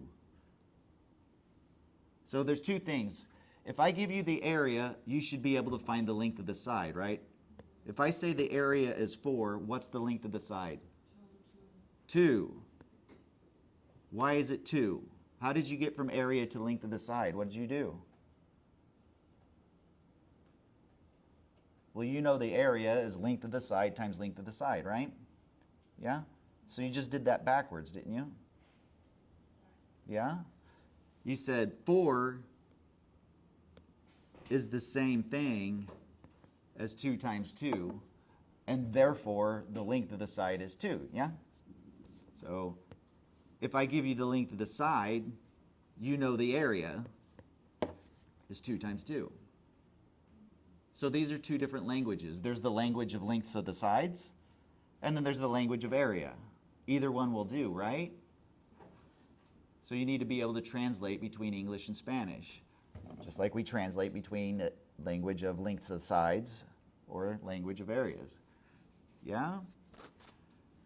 So that's what you did. You did it backwards. So if I say the area is 2, how do you get to the length of the side? You did the same thing you did over here when I said the area is 4. Yeah? Does it make sense? So, you know what? The words, the length of the side of the square, that's a lot of friggin' words. Isn't it? What is the length of the side of the square the name for? This thing, the length of the side of the square. Shouldn't we have a shorter name for that? Is there a word for the length of the side of the square that's not a whole bunch of words and syllables? Is there a word for that? Like a single word instead of a whole dang sentence for such a simple idea? The perimeter is all the lengths of all the sides added together, and then we got a word for that. So that must be really important.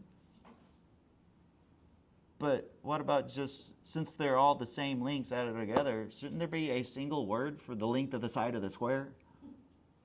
Right? Isn't that ridiculous? There isn't one. Kind of like in Russian, there's no such word as privacy because that's not a concept they have. What? In some languages, there's concepts that you can't even represent versus others, depending on culture. Same thing with arithmetic and algebra and calculus. Geometry came from the Greeks. Pictures, straight edge compass. The Arabs invented algebra. There's problems you could solve with algebra that you couldn't solve with geometry. Problems you could solve with geometry that you couldn't with algebra.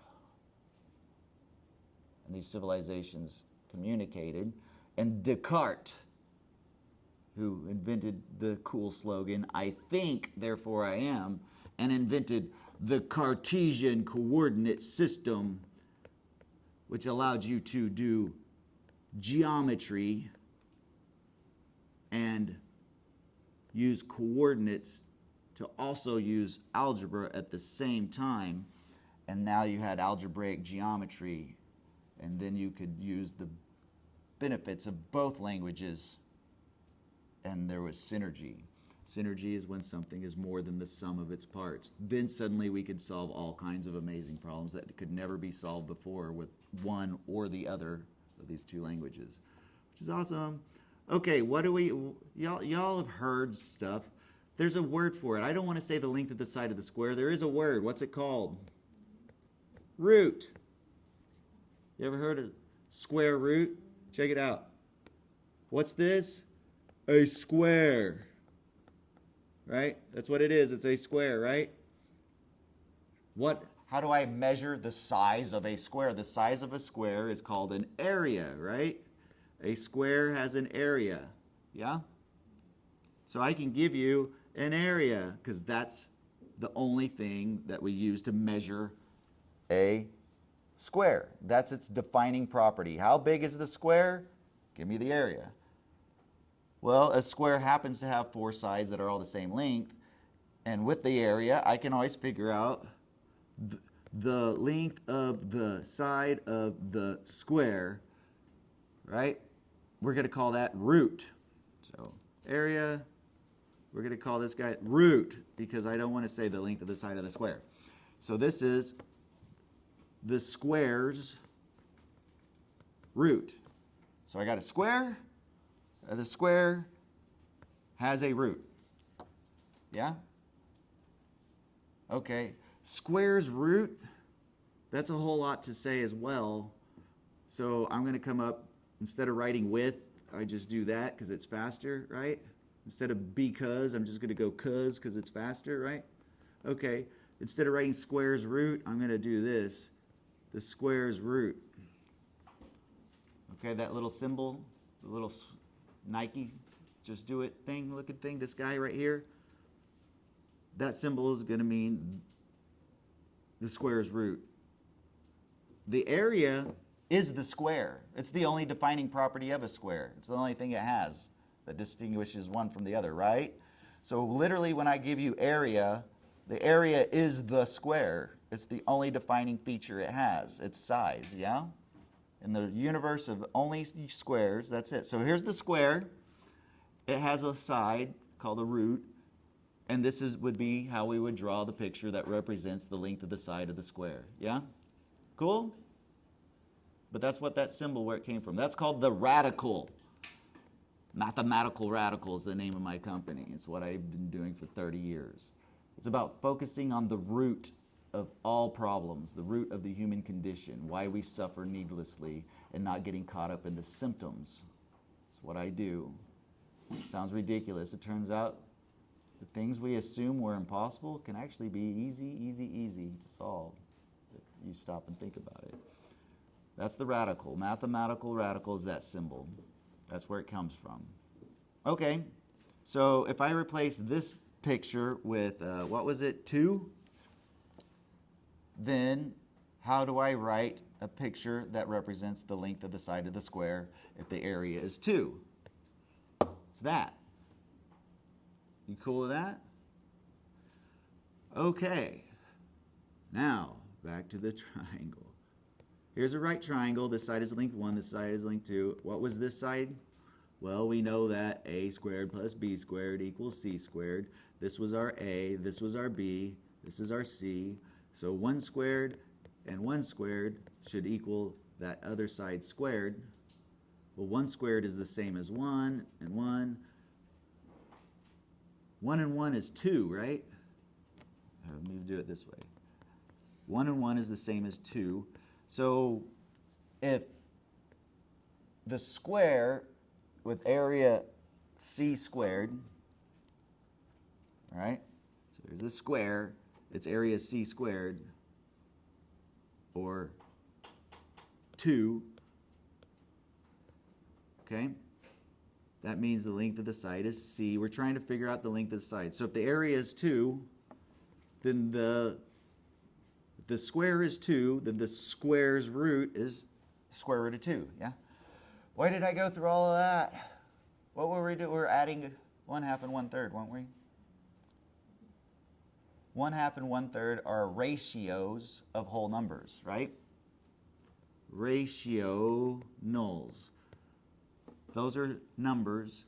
Took us a long time to accept 1 as a number because it had to be 1 foot, 1 horse, 1 whatever. Eventually we just said 1, and it could be anything. Then we had 1 dentist out of 2 dentists, and it took a long time before we threw away that and accepted this as a number, and it's called a rational number because it's a ratio. But now it's not a ratio of 2 numbers. It is now a rational number. It's a number in and of itself. But then not all numbers are ratios of whole numbers to whole numbers. Check out this guy here. How many is this? How big is this? How big is that? What does that symbol mean? That's the length of the side of the square symbol, but the area is 2. I don't want to have that swish symbol there, that radical.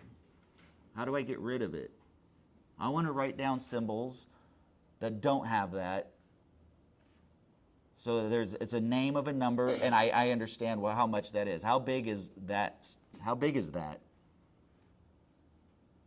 Meh? I don't know. I don't have a feel for that, do I? The only way I can get a feel for that is by thinking, here's a square, and its area is 2, and the way I relate to this quantity is realizing it's the length of the side of the square whose area is 2. That's the closest we got. Yeah? Now, y'all like decimals. Plug it into your calculator. What happens? Well, what is a decimal? A decimal is fractions, aren't they? Yeah, added together. Well, Pythagoras said all is number, meaning if it's not a whole number, it's a ratio of whole numbers, and that's the way it is. Well, this guy came along and he used proof by contradiction. He said, hey, Pythagoras, if this is the side of length 1 and this is the side of length 1, then that side has to be length 2. But that quantity right there, they used to approximate it with fractions. He proved by logic that that length cannot be the ratio of a whole number to a whole number. And you know how you take people and like they try to slander your religion? You have to slander them. He said, nah, you are an irrational person with that thought, even though you proved it perfectly. And so they took this guy who proved Pythagoras' religion was flawed, and they took him out to sea and they killed him. They drowned him. So in the name of religion, we had our first mathematical martyr. That's how you keep religions alive. First, you slander the people who disagree with you, and if that doesn't work, you murder them. And they're still Pythagoreans today. He hated beans. When the Romans came for him to overthrow him and his political followers, the army was chasing him, and he approached a bean field. And there's some famous quote he has about, I'd rather die by the sword than cross through this filthy bean field. I think it had something to do with farts. It's all legend, you know, but it's, where does these legends come from? That's your first mathematical martyr. So what does that mean? If I put this in a decimal, what does that mean? This is, well, how big is it? Is it bigger than 1?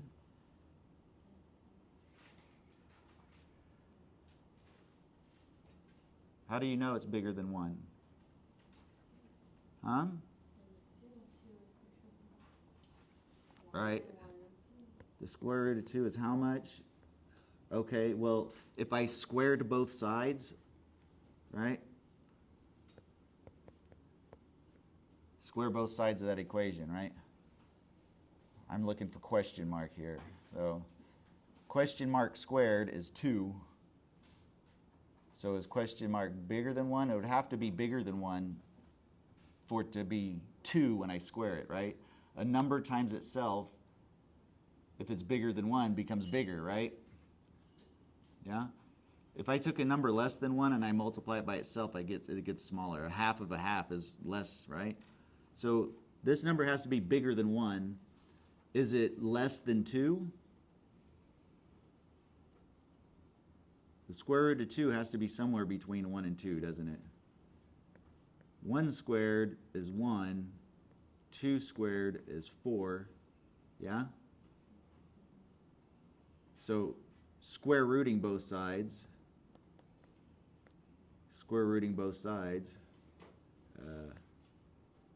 Right? So what are we looking for? We're looking for the square root of 2. If the square root of 1 is 1 and the square root of 4 is 2, yeah? Let's try it again. If the square root of 1 is 1 and the square root of 4 is 2, and the square root of 2 is between 1, right? 2 is between 1 and 4, isn't it? But this is the same as that, and this is the same as that. So that means that this guy has to be somewhere between 1 and 2, right? So that means our decimal would be 1 point something. Yeah? How do we find out? I don't remember the algorithm. I'd have to actually figure it out. I'd have to do math, real math. Because I never remember these things. Like the whole thing, 5, 6. What is this as a decimal? How do I do that? There's an algorithm. I know there's this division thing, right? Yeah? I remember that from school. But we're trying to get decimals involved, right? Wasn't it like every 0 you add, that's where the decimal goes? Well, 6 is really just a shortcut in decimal language for 6.00000 with an infinite number of zeros. That's what 6 really is, isn't it? Since I'm trying to get decimals involved, I'm going to write 6 with decimals. And then we do the thing. How many times does 5 go into 6? Once. And then 1 times 5 is 5, and then you subtract and you get a 1, right? and then you bring down the next little guy here. So I need to put a decimal there. If I bring down the 0, 5 goes into 10 twice, and then that, and then you subtract, and now that I got 0, if I keep going, bring down the 0, right? How many times does 5 go into 0? 0 times. Okay, 0, subtract 0, how many times? 5 goes into 0, 0 times, and it's an infinite number of zeros. So you know it's 1.2. That's how you do it. The same old division algorithm you did as a kid. You just, instead of writing 6, you want decimals involved, so you write it as 6.000 and do the exact same thing, right? Okay. I don't remember how to do this, so we're not going to. But what I am going to tell you is 1.42 something. Now, I just told you this quantity cannot be written as a whole number. It's not a fraction. If it's not a fraction, it's not a sum of fractions either, right? What does that mean? Check it out. Any whole number over a whole number, like 132 over 196 or whatever, if you write it as a decimal, you know the decimal goes forever. 6 is really 6.000, right? Infinite number of zeros. So there's notation. We put a bar. That bar means take that and repeat it, right? I could do 0.7986322. So if I did this, that means repeat 632 over and over and over again, right? 1/3 is not 0.3. It is 0.33333333, an infinite number of threes, isn't it? So with a finite number of symbols, I can represent the quantity. Because there's a repeating pattern, I use the bar. Now, I could have like 1,000,000 digits. Blah, blah, blah, blah, blah, blah, blah. If I put a bar over it, I mean repeat that sequence over and over. The square root of 2 doesn't have that. There is no sequence of digits that repeats over and over and over. That doesn't exist for that number. So what that means is if I want to write this down in decimal and have it represented exactly, I'd have to write down an infinite number of digits. An infinite number of them. There is no repeating pattern. This is why computer science is hard. All of the entire hard drives in the entire world and every single computer cannot store this number, root 2. It's a single number. Because in decimal, if you start writing the decimals, there is no repeating pattern, which means you need an infinite number of symbols, which means it takes an infinite amount of data to store that single number. Those numbers are called irrational numbers. Okay? Y'all, I want y'all to get used to them. When you turn things into a calculator, the calculator rounds off, right? At 7 decimal places, it goes, doesn't it? Well, that's not the same number, is it? It's close, but it's not the same, is it? So you've only used rational numbers. Here's your number line. Y'all like to put them, if they're in a bag and I ask you, hey, find this number, and they're all in a bag and you dump them out on the table and you're looking for the number, it's like, that sucks. You realize, oh, I can put them in order from least to greatest. I'll put 0 here, and I'll put 1 there, and I'll put 2 here, and I'll put 1/2 there, right? Yeah? Okay. Well, all of the whole numbers over whole numbers and such, there's an infinite number of them, just like 1, 2, 3, 4, 5, yeah? Here's some symbols. 1, 2, 3, ... is mathematical notation. Squirrely bracket is a set. That means the set of those numbers. Those are called the counting numbers. Some people throw in 0, and they call this the natural numbers. Funky in is the natural numbers. Okay, now if I take a natural number, and instead of, don't subtract ever, you add a negative. If I add 2, I want to be able to undo that with addition, so I add a -2, right? So if I throw in now the negatives, -3, -2, -1, 0, 1, 2. So same numbers, throw in their negative quantities. These are called the integers because we wanted to be able to undo adding 2, so now we add -2. You extend your number system. We don't want new operations. Okay, Then we wanted to not repeat 2 plus 2 plus 2. We invented multiplication, right? So if I multiply times 3, I don't want a new operation. I'm going to extend my number system. What do I multiply by? If I multiplied this by 3, how do I undo that? Using multiplication. I extend my number system and I multiply by 1/3. Yeah? There's no such thing as division. Forget about it. That's why we have fractions, so we don't have to have division, okay? Without division, you can never divide by 0 because it's not a thing, right? Yeah? Cool, huh? Okay. So if you take if funky z is the integers, all right? If I say m and n are both elements of the set of integers, I'm saying pick two numbers, I'm going to call them m and n. If I put those two numbers one over the other, right, that would be a rational number. So for example, -3/2, right?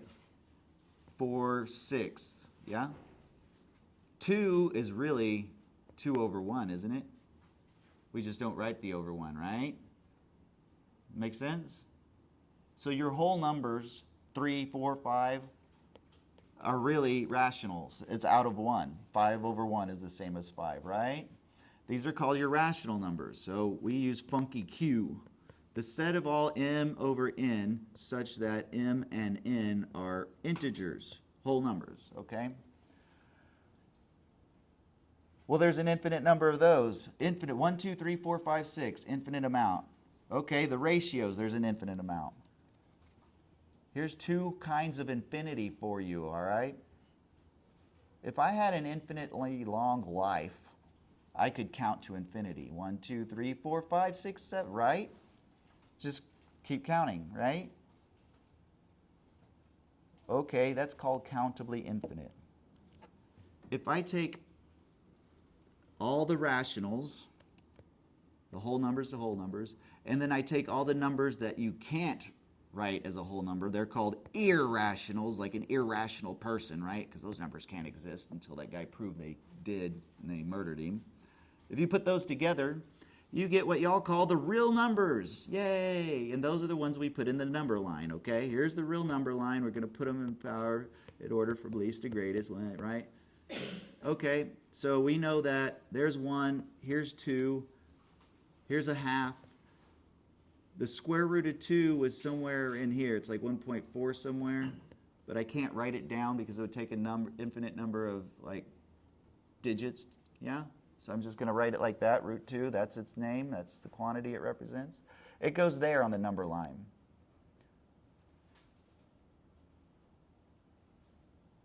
Here's a number, 1.76. What's the next real number? And I'm talking about ratios and numbers that aren't ratios, all of them. What's the next real number on the number line? What comes after that number? 1.77. You say 1.77? Well, what about 1.765? That's between your number and this number, so this is closer. Yeah? Okay, so I found a number closer to this number. Anybody else want to try another guess? What's the next real number after that one? Well, that's the next counting number. 1.7654. Well, that's actually bigger than this one, isn't it? How about let's throw away this there.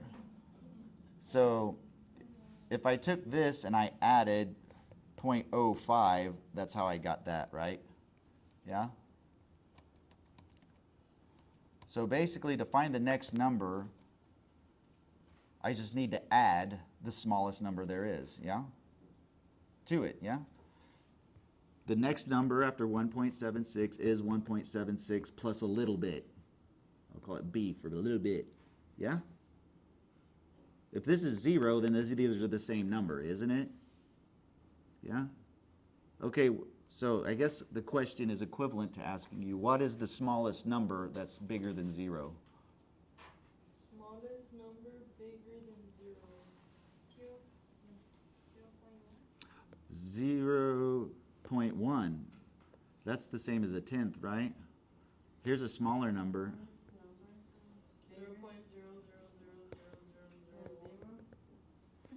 How many zeros, though? Infinite. Just a little line. If it's all infinite zeros, that's this, right? Yes. Little line above Well, that's just 0. Oh. So the counting numbers 1, 2, 3, 4, 5, there's an infinite number of them, but if I lived infinitely long, I could count them all, right? But the real numbers are what we call uncountably infinite. Even if you lived forever, you could not count them all because there is no next number. You give me the number 0, what's the next number? Pick a number teeny, teeny, tiny. No matter how small it is, there's still an infinite number of numbers between that number and 0. Follow? So the rationals, a whole number to a whole number, they're countably infinite, just like 1, 2, 3, 4, 5. Countably infinite. But the real numbers, once you throw in these irrationals, like the square root of 2 and pi and e and such, they are uncountably infinite. The real number line is dense. So when you compare uncountably infinite, which is a lot, to countably infinite, which is a lot, but not nearly as much. So the difference between countably infinite and uncountably infinite is there's an infinitely many more irrationals than there are rationals. Kind of like if I have a finite number, if you compare that to an infinite amount, what percent do you have? 18 is what percent of infinity? 0, right? If the physical universe goes infinitely far in all directions, what percentage is the Earth of an infinitely large universe? 0%. So even if this, same thing, if you have an infinite amount, but it's only part of a larger quantity that's infinitely bigger than that, then that's 0% again, still, right? Y'all have used 0% of the numbers. When you use your calculator and you round off, right, to 7 decimals, 0.7, whatever, here's 7 numbers, right? You rounded it off. You threw away an infinite amount of information is what you did. An infinite amount of information you just threw away. And you approximated it to this number, which would be 1, 2, 3, whatever. Okay, that's what you did. You took an infinite amount of information, threw it away, kept a finite amount, and you're representing it as a rational number. But the rational numbers are 0% of the real number line. So you haven't used a real number line. You don't even have a line of numbers. In your whole life, you've used a dotted line of numbers in reality, right? Yeah? And usually you don't even do that. You get rid of like 7, 6. You just call it 1. Close enough, right? Yeah. Well, no, we're going to go the other way. We're going to dig deep into numbers. All right, we're still trying to add a half and a third. 1/2 and 1/3 are numbers. They are ratios of whole numbers, thus they are rational numbers. If you add 2 rational numbers, you get a rational number called 5/6. Okay, where are we? How do we do this? 1/2 and 1/3 is. That's the verb in the sentence. So I like to write sentences in English, right? Don't you? What did we have here? This is what you gave us, right? Let's read it. Let's decrypt this. You said, you wrote this, right? So you said 1/2 and 1/3 is 5/6. I don't believe you. Okay. You point at this, you say, you don't believe me? Look. That's what that would mean. Arrow means look, right? Okay. 1/2, and then you did this thing. Okay, where's the connection between this sentence and this sentence? It's arrow. Look. Okay, what does this mean here? Right, why?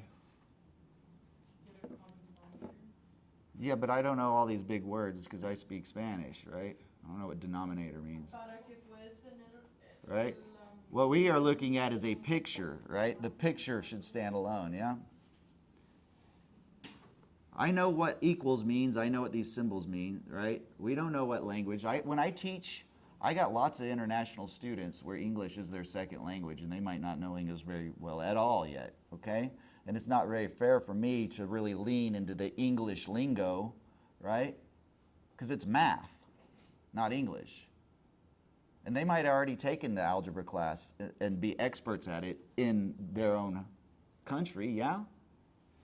They know the math really well, but then they come here and they take the same math class where all of our students are just idiots and they get A's for some reason, right? And they get a bad grade because they don't know English, even though they're really good at math. Well, then we're not teaching math, are we, right? That's not cool at all. It's not fair to them, giving the smart students who actually understand the material bad grades because of how we're teaching it. That means we're not teaching math, right? So let's just look at the picture. Here's how I would start. Let's start here. Only using symbols a 5-year-old knows. 1/2 and 1/3 is. I know that 1/2 and 1/3 is 1/2 and 1/3, yeah? That's for sure, yeah? Because this picture is the exact same as this picture. They're the same name of the same quantity. Each of these represents a known quantity, a known number of fingers. What can I do to a number? What do I mean do? What are our operations? The only thing I have is add. That's what I can do to a number. If I have the amount, I can add more to it. That's math. That's all we do. That's all you need to know how to do. And if I want to do the same adding over and over, I'll call that multiplying, but that's just shortcut for add, add, add. And if I do that over and over, I have shortcut for an exponent, right? I'll call it EXP for exponential. That's add, add, add, add, add, add, add. That's it. That's all I can do. So those are the buttons on my controller. I have a number. I can add, or add, add, add, or add, add, add, add, add. That's it. That's all we can do. That's all we can do at all. Here's a number. It's a known fixed quantity. These are the same quantity, but I'm going to do something to it. What can I do to it, but make sure that is still a true statement? If all I can do is add, what can I add and have this still be a true sentence? What can I add to this number where I'm not a liar? The only thing I can add is 0. If I add anything else, then these are not the same, are they? Right? Pretty easy constraint, isn't it? You got it? But what was my goal? My goal is to rename this by getting rid of the plus sign. So adding doesn't help. Now I have 2 plus signs. That's the opposite of what I was trying to accomplish, wasn't it? Okay, so let's not do that. The other thing I can do is multiply. Here's a number. I'm going to go ahead and put parentheses because that's the number. Because this is a number, this is a number, but this is also a number, and that's the number I'm trying to talk about. So I'm going to put parentheses to say, this is the number I'm talking about. Not Fernando, not Venezuela. I'm talking about Fernando Venezuela, like the third kid in the class. That's his name, right? Yeah, does it make sense? Okay.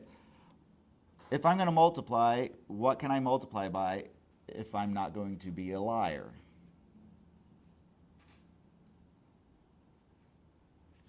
Let's say I have 7. What can I multiply 7 by where this is a true statement? 1. If I multiply by anything else, I'm a liar. Yeah? Okay, cool.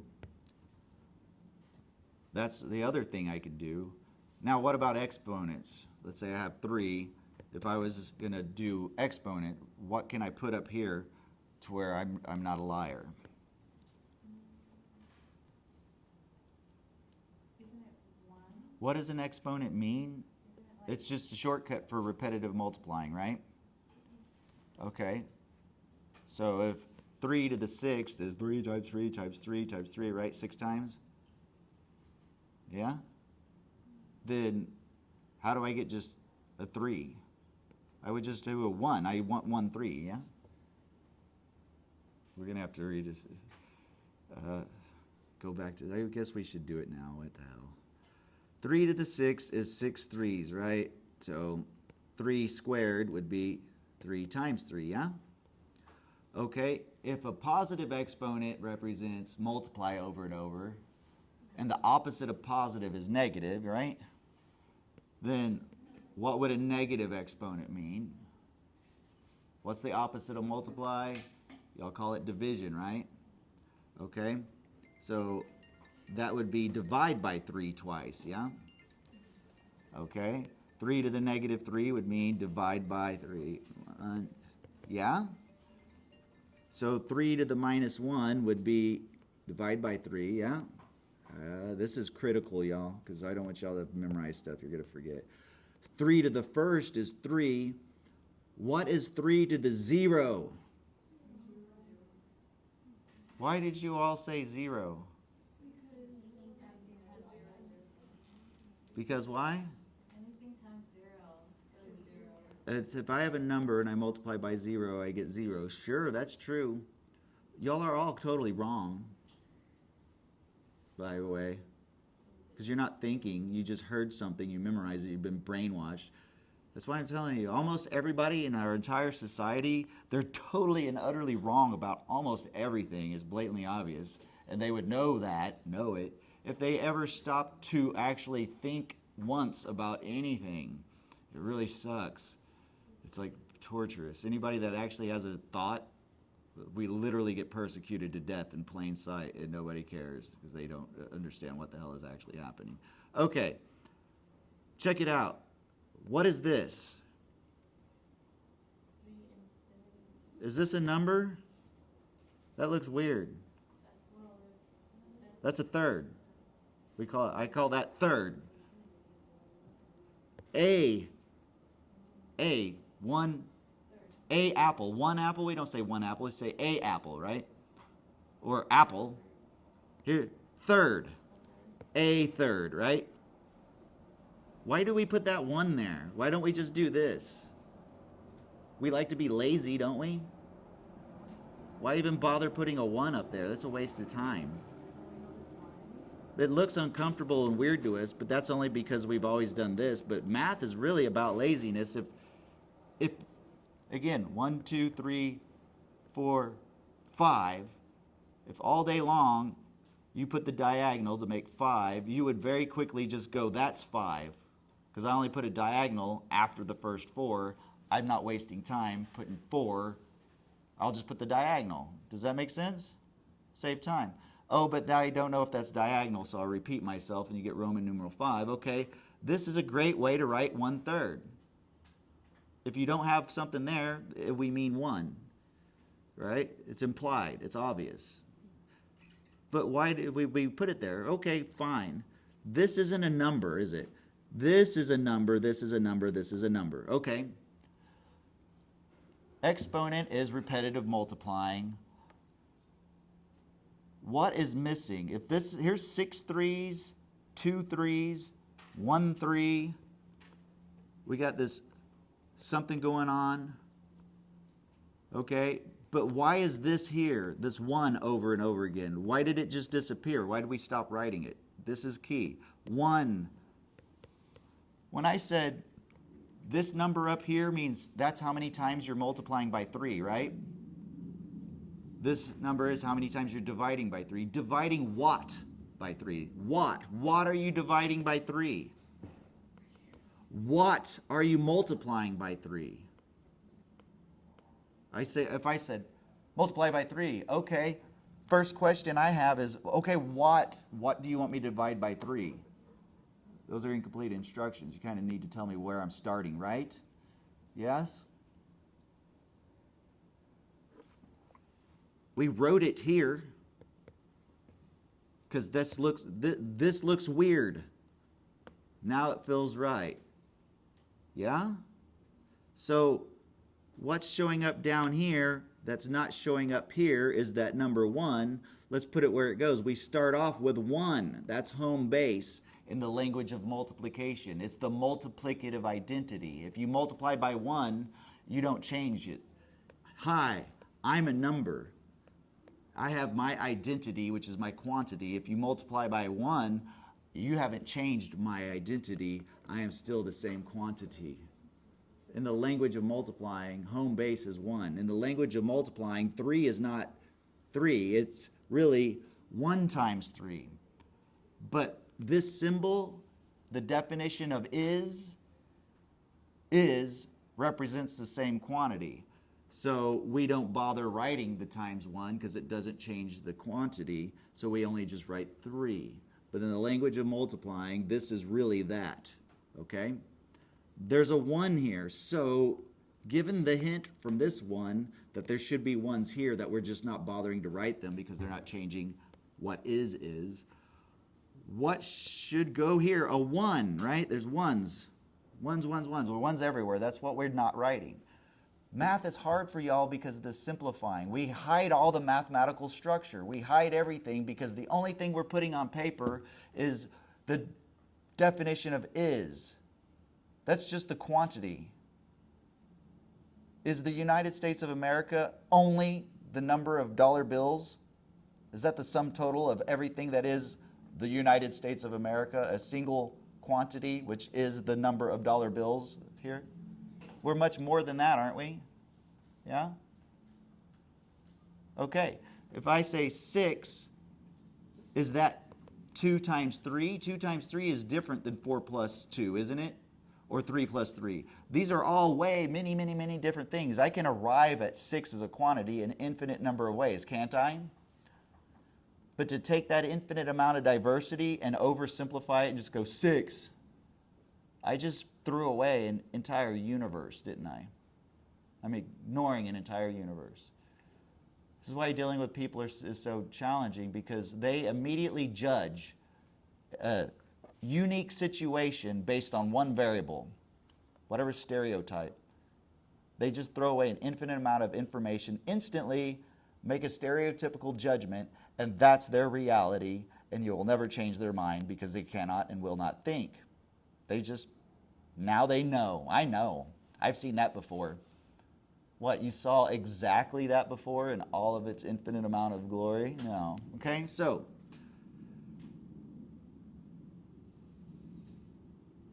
anything to the 0 power is 1, not 0.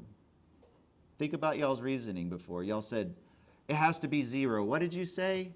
You said, this is 0. And what was your explanation that made perfect sense to you, that compelled you to say that? Anything times 0 is 0. Because any number times 0 is 0. Well, that is true, but I just showed you that's wrong, right? So what is wrong with your train of thought? Why did you believe that this implied that? There's something wrong there. That's kind of an assumption. This is true. I know it's true. And it is true. Makes perfect sense. If I have 0 of something, then I have 0 somethings. Yeah? Pretty simple. But how could that possibly mean that something to the, what does something to the 0 power mean? This number says multiply this times itself that many times, right? Yeah? So if I'm multiplying 3 times itself 0 times, you're like, okay, if I multiply a number times itself 0 times, I should have 0 of them. Yeah? Only if you started off with 0. Yeah? Again, we started off with 1. You have to start off with 1.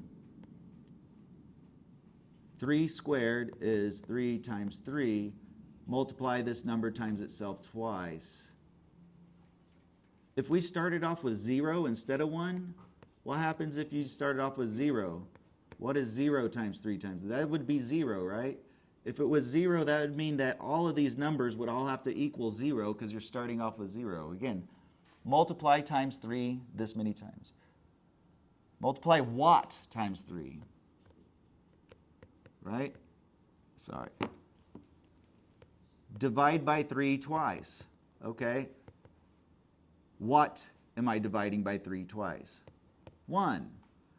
Multiply by 3 twice. Okay, what am I multiplying? What does multiply by 3 mean? Make it 3 times bigger. That's what multiply by 3 means, yeah? So if I told you, hey, make it 3 times bigger and then make that 3 times bigger, what would your first question be? You'd be like, what are you talking about? What do you want me to make 3 times bigger? Yeah? One of these. Here's one of these. I want you to make that one of those 3 times bigger. Who cares what its name is? It's a thing, a widget, right? You follow the reasoning now? It has to make sense at a 5-year-old level. Like, be a 5-year-old. When I write stuff down, go, what the hell are you talking about? Every pen stroke counts. It's there for a purpose. Every single one of them. Otherwise, we wouldn't put it there because we're super lazy. Does that make sense? Every pen stroke should count. Okay, so where are we? 1/2 and 1/3 is, these are identical pictures, so they're the same quantity. I got to get rid of the plus sign. This is an amount, this is a different amount. I don't even care that they're even amounts. They are different pictures. This picture is not the same as that picture, is it? If I add, they have to be the same things. So if I made this picture identical to that picture, I could add them, right? If I got whatever here, and, check this out, copy, paste, and I have another one of those, I don't care if it represents a banana or a quantity, it doesn't even matter, is, I would say, 2 of, this, right? If it's the same thing and the same thing, then I have 2 of those things, yeah? Cool? But these are different things. That's a different picture than that picture. So I don't even care that they represent numbers. It doesn't even matter. But I have these rules that say what I can put down and what I can't if I'm going to write a true statement. I can add 0, but that just gives me another plus sign. What is my goal? Get rid of the plus sign. Yeah? Let's imagine a basket of fruit and a basket of fruit. One has an orange, one has, they look the same. How do I make a, I'll use a heart for an apple. One has an orange, one has a heart. I can't just say, here's a basket of fruit, because they're different. One customer would get mad from the other. I need to make my baskets of fruit all the same. If I take away any fruit, there's no fruit. It's not a basket of fruit, is it? So all I can do is put fruit. How do I make the baskets the same? By adding fruit. Because that's what I'm doing. When I do something here, I have to write stuff. I'm putting extra pen strokes, right? This picture is the same as that picture with extra pen strokes. So I have to put extra pen strokes. Yes? So I'm going to put extra fruit to make the baskets the same basket. Make sense? All right. How do I take a basket with an orange and a basket with an apple? How do I add fruit to make them the same baskets, to make the baskets the same? There's my apple. Here's my orange. I can only put extra stuff. What can I put in these baskets to make them the basket with the least amount of effort? Remember, I'm lazy.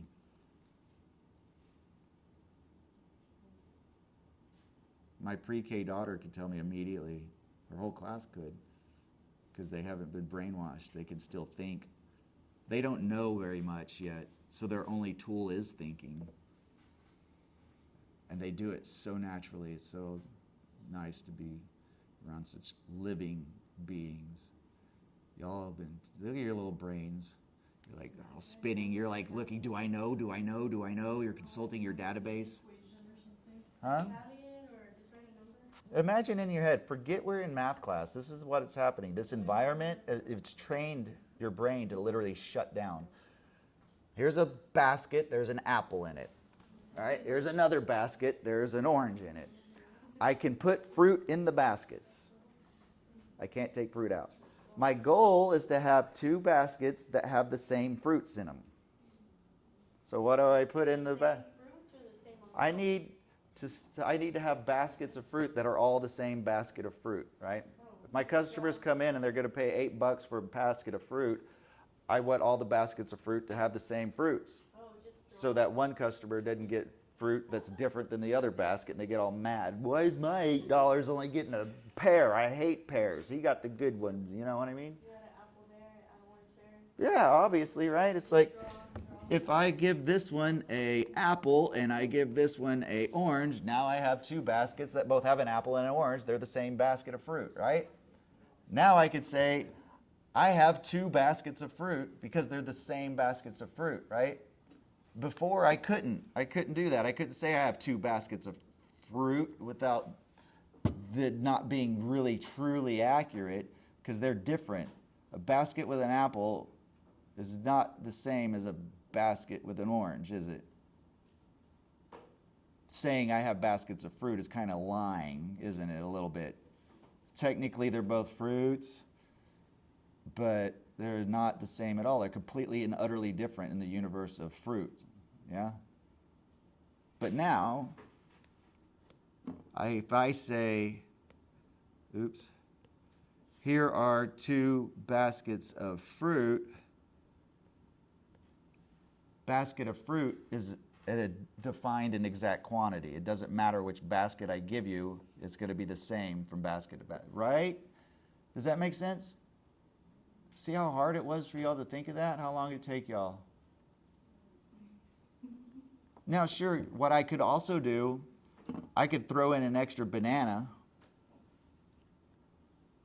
Now they're still the same, right? But why would I waste time and money? My goal was just to make them samesies, right? I could also put a ton of grapes in each basket. Why would I do that?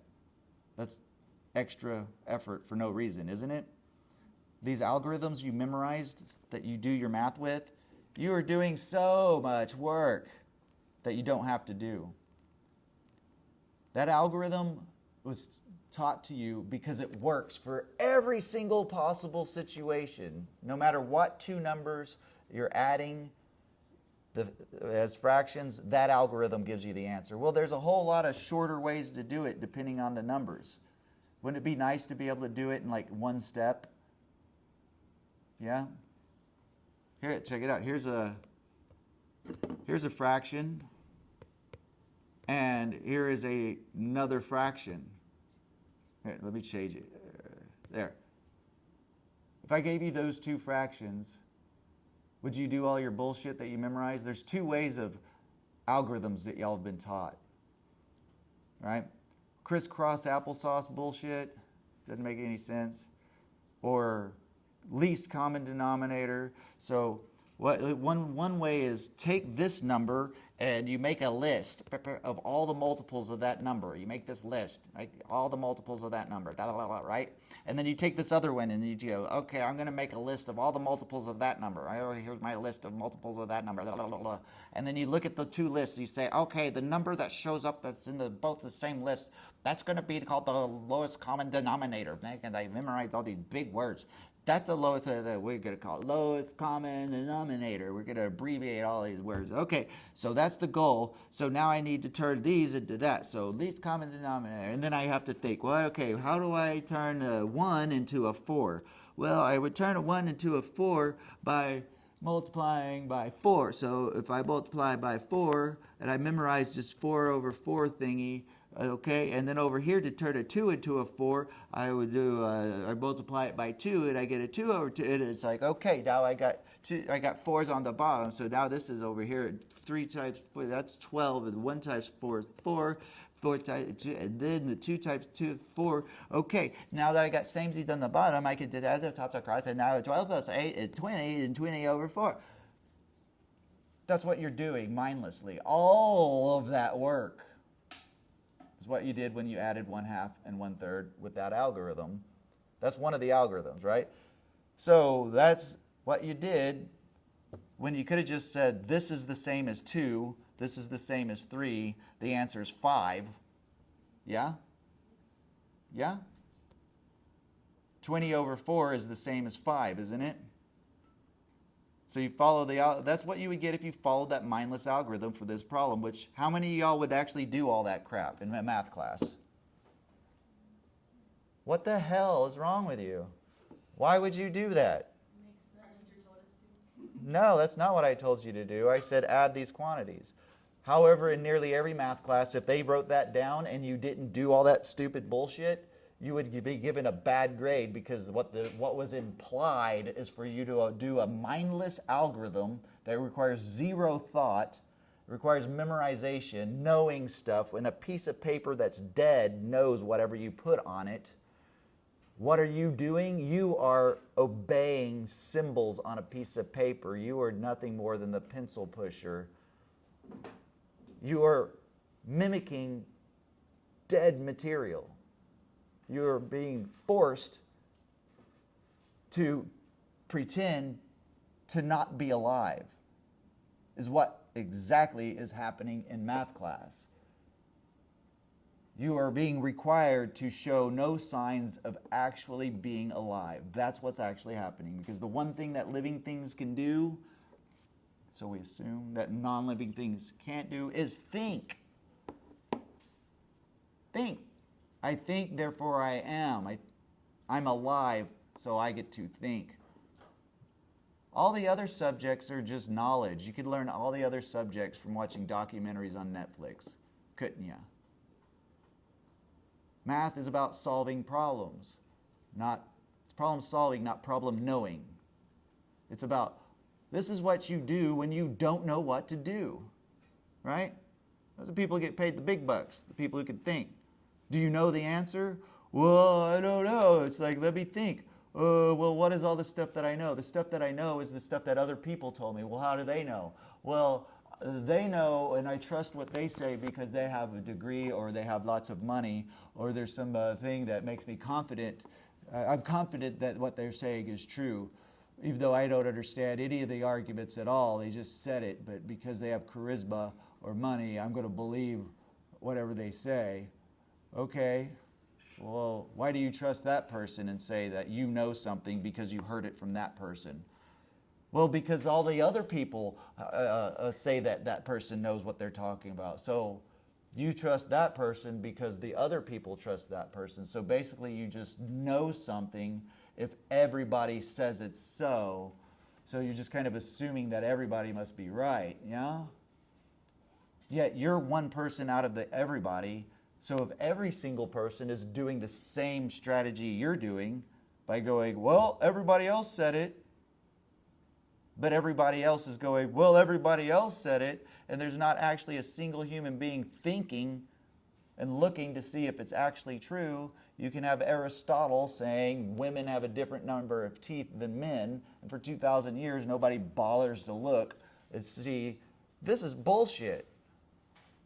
And this is the reality we live within, and this is why 7 billion people are collectively doing every single thing they possibly can to maximize the destruction of the earth that's right beneath our feet to ensure that my daughter, in her future, the sky one day catches on freaking fire and she gets to watch everybody burn to death.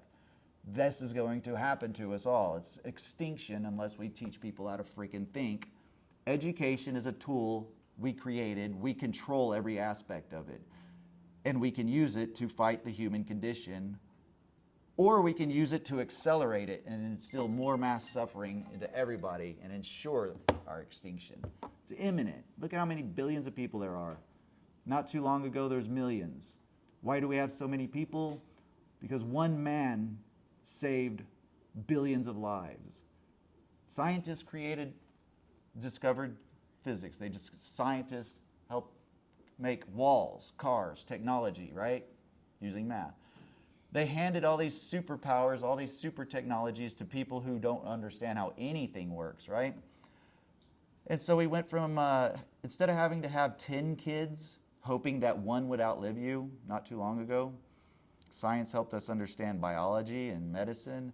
And now you can just have 1 or 2 kids and be pretty confident that they are going to outlive you, right? Yeah? Well, that's why we went from millions to billions of people, and it was quickly understood that we can't feed all these people. They looked at the math, because people grow exponentially, populations grow exponentially, right? Yeah? We're going to have billions of people, and it's absolutely impossible for us to feed them all. What are we going to do? Well, one dude, I forget his name, he actually has a name, was aware of this, and he said, well, let me look, and he figured it out. He invented fertilizer because he knew billions of people were about to starve to death in the next few decades. Everybody hated him. What an egotistical person. You think you can save the lives of billions of people single-handedly? Who the hell are you? Because he knew that he could save billions of lives, and he actually did it, people hated him for it. Nobody knows y'all don't remember his name. The guy who literally saved 3 billion people from starving to death single-handedly? That's a pretty amazing feat, isn't it? Nobody knows his name. Because nobody likes egotistical people, right?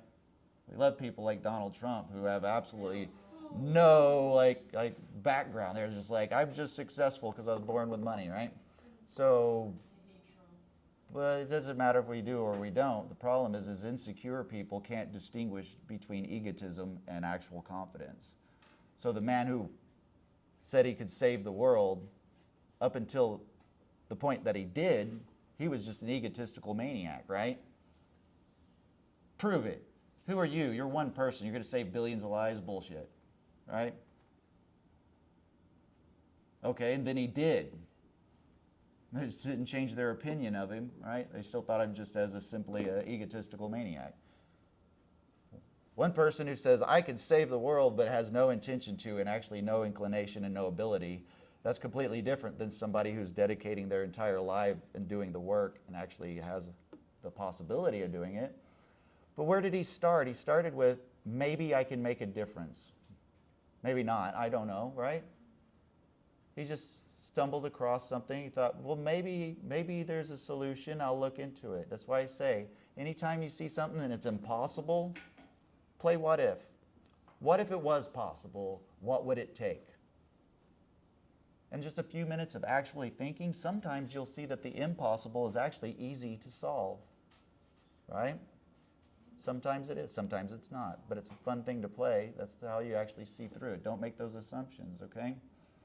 So, fertilizer, boom, now we could make tons and tons of food, and billions of people did not starve to death. As a consequence of that, now we have billions and billions of people. So scientists did science, that allowed us to have medicine and biology. Then we had billions of people. They would have all died out, but a scientist figured out how to save their lives. So now we got billions and billions and billions of people that are all destroying the earth as fast as they can. So it's kind of up to the scientists again to figure out how to prevent humanity from destroying the planet so we don't go extinct, right? Meanwhile, everybody hates scientists because nobody likes being told that they're wrong, right? You scientists think you know everything. When in fact, the whole point of the scientific method is we are always wrong. We are wrong about everything all the time. We live in wrongdomness. We do not discover facts. We have an imperfect, inaccurate model of reality. We are wrong about everything. We collect data to see how we're wrong, and then we change our hypothesis. Our reality continues to change to fit the evidence. Scientists are never, ever, ever right about anything. And we're stuck in a sea of people who believe that they're right about everything and hate people who think they're right about everything, which is themselves. But they project that onto the scientists that know they're wrong about everything all the time. So what are we doing? Why did I get a different answer? 20 bar fourths. Where did I come up with this? What is this? I took 3 1/8 and 4 halves, and I got 20 bar fourths. But you know that this is the same as 3, and you know that this is the same as 2, and you know that's 5. So if you did this algorithm, blah, blah, blah, blah, blah, like you said you would, because it's math class, and thinking's not allowed in math class, even though math is the art of thinking, right? And you got this, and you said, there you go, teacher, you would get it wrong. What's wrong with that? What would the teacher say if you boxed that? Said, here's my answer. And of course, this is actually actual math, but you could have turned in just kind of random chicken scratch. But it's not even legible. Like this, what I wrote is an actual true statement, right? This quantity, check it out. Come on, buddy. What I wrote, this is the name of a number. It is the same as this number. Those are the same quantity. Because this is the number 1, and multiplying by the number 1 doesn't change the value, does it? This is the number 1, multiplying by the number 1 doesn't change the value. That's why that's a true statement, that this value is the same as that value, which is the same as this value. There's no extra pin strokes, right? There's not too few. Most of y'all would do that algorithm, but you wouldn't actually write something that's actually grammatically correct or syntactically correct. It would be kind of like pointing and grunting in random directions. But you would get this, put a box. The teacher would know you didn't cheat because you scribbled stuff. Otherwise, they'd think you just looked at a calculator or used it online, right, and got the answer. Which you would do anyways, and then you just write random chicken scratch to make the teacher think that you actually did the work, because that's what they meant by show your work. Prove to me that you didn't cheat by writing random stuff on a piece of paper and then put the right answer. Didn't work for me. But they would give you a 60, not 100. What's wrong with that? What would they say? They would go minus 20 or worse. And what would they say? What would they write on the paper? Simplify. You did not simplify. And y'all, almost every math problem you've ever done, the instructions were always simplify. That's all we're doing. When we say add, look, as a mathematician, that's the name of a number. We're done. 3, 1, 4, those are all known quantities. The others are operations that are known. That's the name of the number. There's nothing to solve at all. That's it. That's the answer. Now, I could rewrite that answer using different 1s and 3s and 4s and operations that are all known quantities. I can rewrite the name lots of different ways, but they're all just different ways of writing the answer. So really, almost all the math you've ever done is just renaming a quantity with a shorter name. You're not actually doing any math. And they call that simplifying. But you got rid of the plus. So what the hell is simplify? What have you been doing in math class this whole time? There's no x's or y's. There's nothing to solve. We didn't solve anything, did we?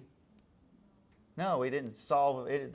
We didn't solve a problem at all. We just we renamed a number with a new name. And the teacher said, that's not the good name. I want a different name. Okay, when I hear simplify, I think, okay, if it's a bunch of pin strokes, what's simpler?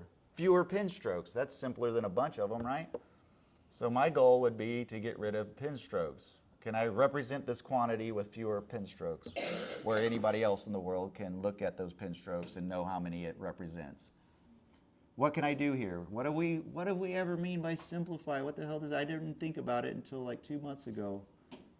I've taught math for decades, huh? If it's a whole number, how about this though? Wait, let me see. Dang it. Okay. That is not simplified, is it? But it's not a whole number, right? So yeah, this would be a whole number, but that's not really what you're trying to say. So that's not the case. What do they mean by simplify? What did you do when you simplified? What are we actually doing in words that a 5-year-old can understand?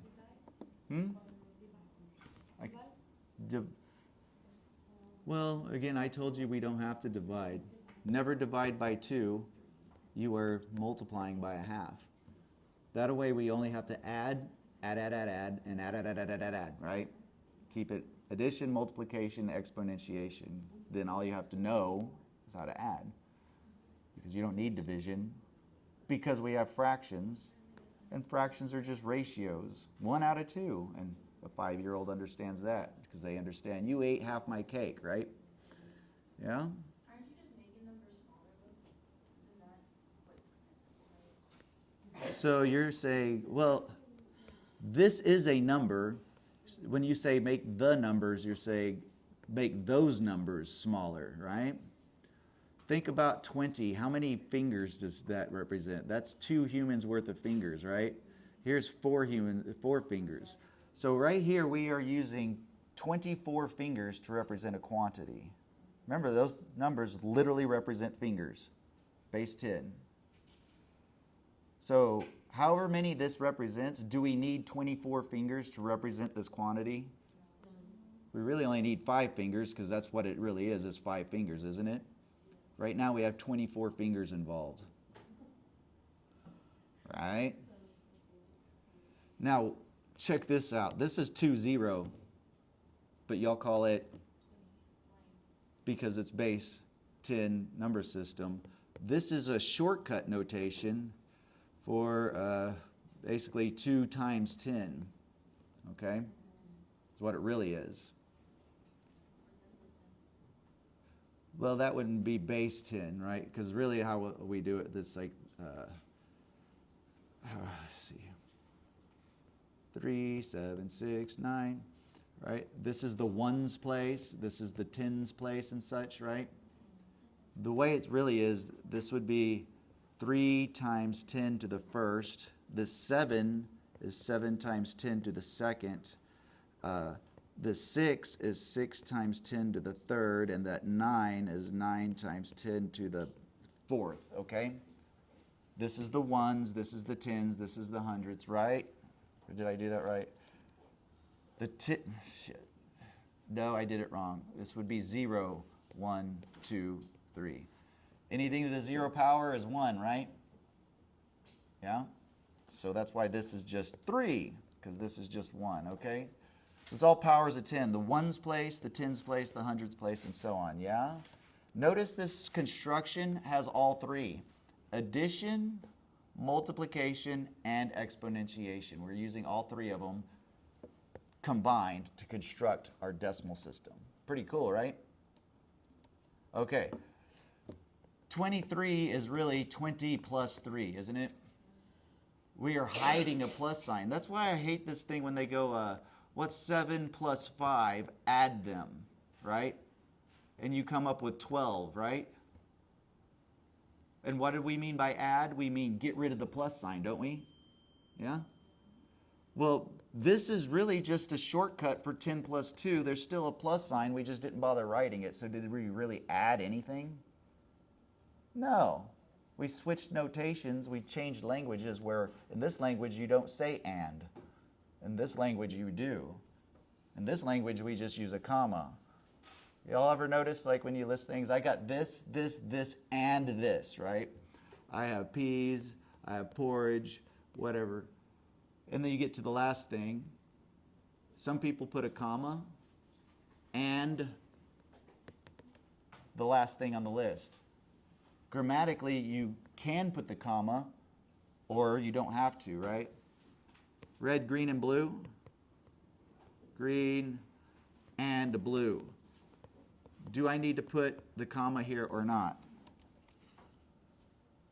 It used to be wrong. You get in trouble if you did it one way or the other. But now it's okay to do it either way because the rules change, right? So 12 sucks. 10, why are we representing it in piles of human numbers of fingers? 12 is really 2, 2, and 3 all multiplied together. Remember the fundamental theorem of arithmetic? Super important. The first thing we learn in math is arithmetic. The fundamental theorem of arithmetic. Prime numbers, like Optimus Prime.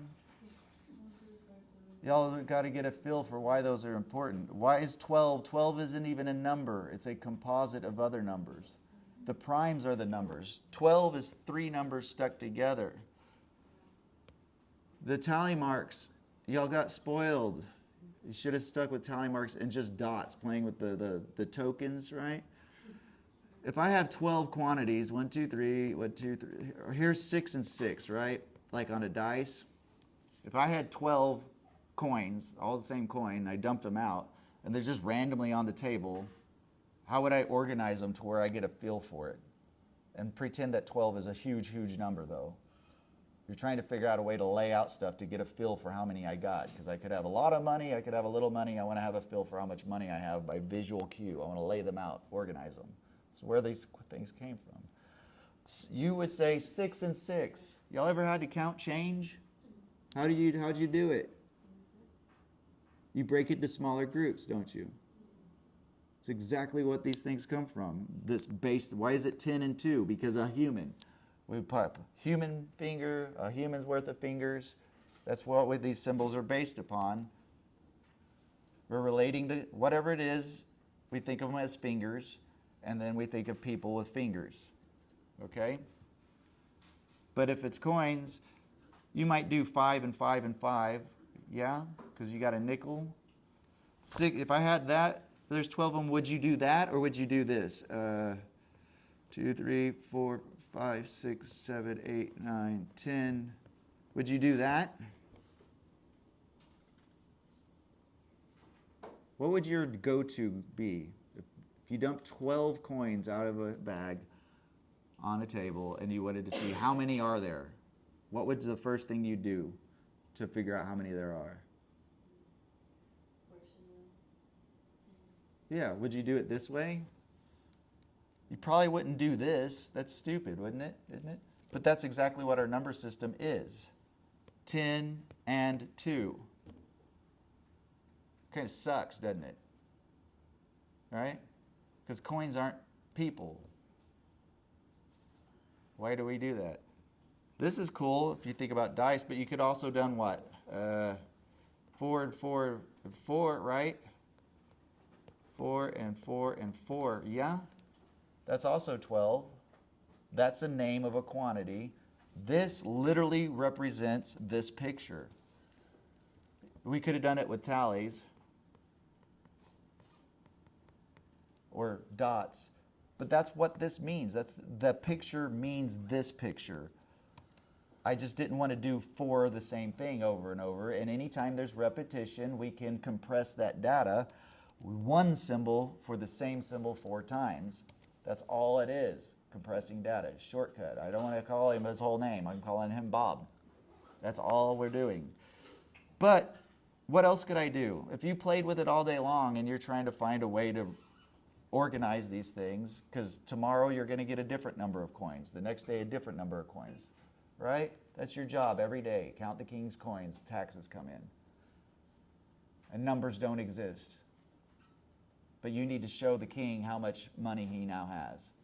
So you have to arrange it in a way that he has a good feel for how rich he is today, right? And you want to minimize how much work you do. But you need to convince the king that how much is there is how much is there. So it needs to be convincing too, right? So you don't just put random piles. You want the king to look at it and go, yeah, I believe you. Yeah? So you could do it like this. What else could you do with these? I like that because they're the samesies, right? I have 3 4s. Ooh. Now I can say it faster to the king. Because remember, you actually have sheep and land and a whole bunch of stuff. And you got to get that information condensed down really small and tell the king how much wealth he has in terms of beer and wheat and land and every day. And make him feel rich, but also be very accurate and specific. And don't waste his time. He'll have your head cut off. And this is your job. It was somebody's job, many people's jobs for thousands and thousands of years, right? So what would you do? How many different, this is what I want you to do. So what time is it? Oh, it's time. So your exam, I did get to, what I wanted to we'll get there eventually, all right? Once I get this through to you so you understand math. I want you to take this 12 here. So let's write it down. Daily exam. right? This will be number 2. Decode this. Okay? And I guess Google or whatever. Fundamental theorem of arithmetic. Because you can't. How can you learn algebra if you don't know arithmetic? And how can you know arithmetic if you have no idea what the fundamental theorem of it is? Okay, I'll tell you what it is. Every whole number can be uniquely expressed as a product of primes. So what I'm saying is 12 is 1 times 2 times 2 times 3. 2 and 3 and 1 are prime numbers. What is a prime number? It can't be broken into smaller numbers. Nothing else divides into it. Okay? 6 sucks because 6 is really 2 3s, yeah? I can't do anything to a 3. I can't break it into any smaller pieces, right? Okay? That's what makes it prime. So a 12 is this sequence. There are no other combinations of prime numbers that's going to give you 12. Okay? I want you to visually explore this, right? Visually explore the connections here. What does that mean? How do you draw that picture? Draw this picture of what that means. Yes? For the textbook homework that's due on Friday, what do we do with it? Oh, where is the book? This guy. So, our job to make the people above happy is for you to learn all the math in the book. Really, they want you to appear to have learned all the math in the book so that I appear to have taught all the math in the book, right? All the math in the book has been around for thousands and thousands of years. It's literally like 5th grade math for people in countries that don't have enough wealth to have drinkable water or electricity. This is one of the few countries in the world where you're not learning trigonometry in the 6th grade, despite being one of the wealthiest. You can handle this. In fact, everything in here is on YouTube 100 million times over and over and over again, because every math teacher is a brainless like zombie, and they teach it exactly the same way every book teaches it, mindlessly. So your job, and I'll teach this stuff, but I can't get to this until you understand what numbers are and what these symbols are. I got to get through this before you're going to understand any of this. Otherwise, you're going to spend another 4 months doing the same shit you did for 12 years without learning anything at all, right? That's why you're here. It's because they failed you. And they think the solution to that is to fail further, right? My math teacher friends, they're like, we know there's problems with math education, K-12. And that's why we're going to do the exact same thing, but harder. I'm like, ugh. So here's the table of contents. Look right here. Homework. You see that? So I said, before you read a book, try to do the homework. You don't know how, but try to understand the questions. What are they even asking you, right? At least try to get that. And then read the book so that you get something out of your reading, and then try to do the homework. So your job, look at the homework, page 19, see if you can do the homework. At least try to understand what they're asking you to do, and then read the book, okay? And then do the homework. And then when you come to class, you'll have questions for me, and I can answer your questions, yeah?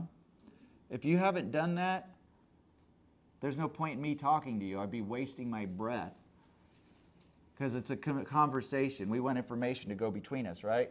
If I'm just talking math, I'm just blowing random math into the sky because I don't know where your brain is, what you can understand. You're all on, right? I've hated it the last few months. I've been around people, hundreds and hundreds of people, in rooms with all these people that I have to talk to all day long, and they never speak once. Not a one of them. Not even to one another. Imagine you spend all day, every day, talking to hundreds of people who never say anything back. You wouldn't even know if they spoke your language. or if they understand anything you're saying. How am I supposed to know what to tell you if you're not communicating with me? So if you're not doing your job, there's nothing I can say. I can blow the most passionate math into the universe around you and through you. Ain't nothing going to be received because I have no idea who I'm talking to, right? You're effectively not there. And I can just waste myself away. And none of that information, all that passion and value is just going right through you. And I don't want to do that. I can't do that anymore. The other teachers are happy to do that because they only care about getting their paycheck. They don't care if you learn anything at all. As long as you do, they just want you to do the steps so that it looks like you learned and it looks like they taught and they get their paycheck and everybody goes home and then we all continue to destroy the freaking planet and make everybody miserable for no reason whatsoever. Believing this is what we have to do. Okay? I can't do that. It's killing me. I won't. I refuse. But to make them happy, we have to like put the stuff on the paper. So do your homework, turn it in. What did I say on Friday? For how much of it? Was it just All of it. You do all the problems. The percent proportion. Oh, just the percent portion. This one's due this week. Do them all. Where do we access Because we haven't had a chance to cover it yet, I'm okay with changing the due date. So I'm not going to be like, well, the due date passed, so now don't do the homework because I don't want you to learn. Oh, you learned this stuff. You finally figured it out on day 9 instead of day 10. So day 10, you get a bad grade.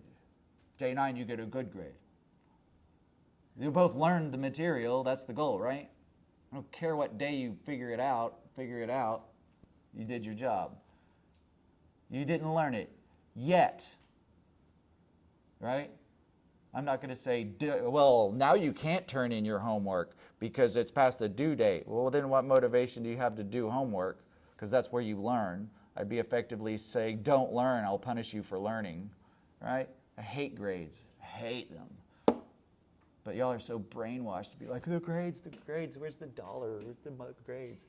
Like you can't see the math at all, but it's like, I will punish you. I can't hit you, and I don't have money to pay you, so how do I motivate you to do anything? Oh, I'm going to give you a bad grade. And then you're hyper fixated on that. So I can't get you to do anything other than fixate on the grade. If that's all you're fixated on, I cannot teach you math at all. No math. Because I can't grade your thought process. I actually can. I have the technology. I'm trying to teach the world how to do it. Instead of just writing, here's a letter. I put it on horseback, send it across the nation. My recipient reads the letter. We have technology. We shouldn't just send writing, the end result of an idea. They should be doing screencasting. What I'm doing, recording the screen, right? With my original handwriting, which is as unique as my voice. And I can write a letter to my friend with my handwriting and record my voice at the same time and deliver that via zeros and ones to them across the world. That should be the basic format for communicating. Writing was great, but now we could have the writing and your loved ones sharing their thoughts as they are writing, the thought process that produced that writing, all in one simple file that zips across the internet. It's the data and the metadata. And you could even have the little corner video with their face as they're thinking. You could get all of that information instead of just, here's a collection of 26 random symbols from the alphabet, decrypt me. Right? That's the point of writing. I'm trying to share myself with someone else. I can't be there in person to share my voice, and my voice fades in the wind, but if I put it on this paper, it lasts forever. You're sharing a part of yourself with someone else. Well, now we have the technology. And you have no idea how important this pen is. These people who created it don't either. They could be making so much more money. Imagine if tomorrow you turn on your phone or you get on Zoom and every single voice is one of series 10 voices. That's all the voices you hear on TV, phones. What if every single voice in the digital world was just converted to Siri or ChatGPT? Would that be weird? Wouldn't that be weird? Like all your TV shows, It's 1 to 10 voices, yeah? That's what the printing press did. Your handwriting is as unique as your voice. There is nobody else with your voice. There's nobody else with your handwriting. Printing press was great. We could duplicate a book over and over and over again real fast, but we lost the uniqueness of our voice on paper. Imagine reading your favorite book, but in your author's original handwriting. It's not just 26 characters of sterilized text that are all the same. There's nuance. There's nuance. There is nuance. Those 3 things on paper would look identical, and they are infinitely different from one another, right? It's not just the words. There's an infinite amount of information lost. And when we invented this digital pen and that, we had the ability to recoup that loss, but nobody sees the value of it. But if you saw tomorrow everybody's voice on TV, on the phone, was 10 voices and that's it, it would weird you out, wouldn't it? Well, that's what's been done on paper with this text, forcing y'all to type. You cannot type math. Look at this. You know why we have that stupid square root symbol? Why do we have that? Y'all need to understand this guy. Come here, buddy. Oh. This thing. What is the square root of 4? This is 1/2 power is what it really means. It's a fractional exponent. Why do we have this at all today? It was invented thousands of years ago because it was easy to typeset on the printing press. That's why it's in all the books and they keep using it. But you can't do math with that. You have to turn it to this. None of y'all probably remember that really means 1/2 power. Do ya? Do ya? Do ya? If they would just get rid of this symbol, you could do math. Because the first thing you have to do math is get rid of the symbol. But y'all don't know it because the printing press was invented. But guess what? Look at your keyboard. Do you see that symbol on your keyboard? It's not there, is it? Why the hell do we keep using it? You know it's really easy to type to the 1/2 power. It's really easy to type that. It's impossible to type this. But they're the same thing. Why do we have this symbol? It's thousands of years old. The only reason we used it is because of the printing press. We don't have that problem anymore. We have this new technology, but they're still sticking with this dumbass notation. And the math teachers force it on you, and the textbooks keep pushing it, and it's holding back the human race. Because y'all don't know that this is really this, and you can't do math unless you write it like that. So why keep pushing that? Y'all need to question everything. Everybody else in the whole world is wrong about almost everything, almost all the time. So go conquer the world. Y'all get the hell out of here. Unless you have more questions, you can email me. Email me your question. If you have a question, everybody does. I can put it in the announcement. Do that homework. If you don't finish, that's fine. Come to class next time with questions, and I can answer your math questions. That's how I'll teach the book, through the questions. Thank you. All right. I appreciate y'all. Thanks for staying longer. It's a long class. I'll make it up to y'all.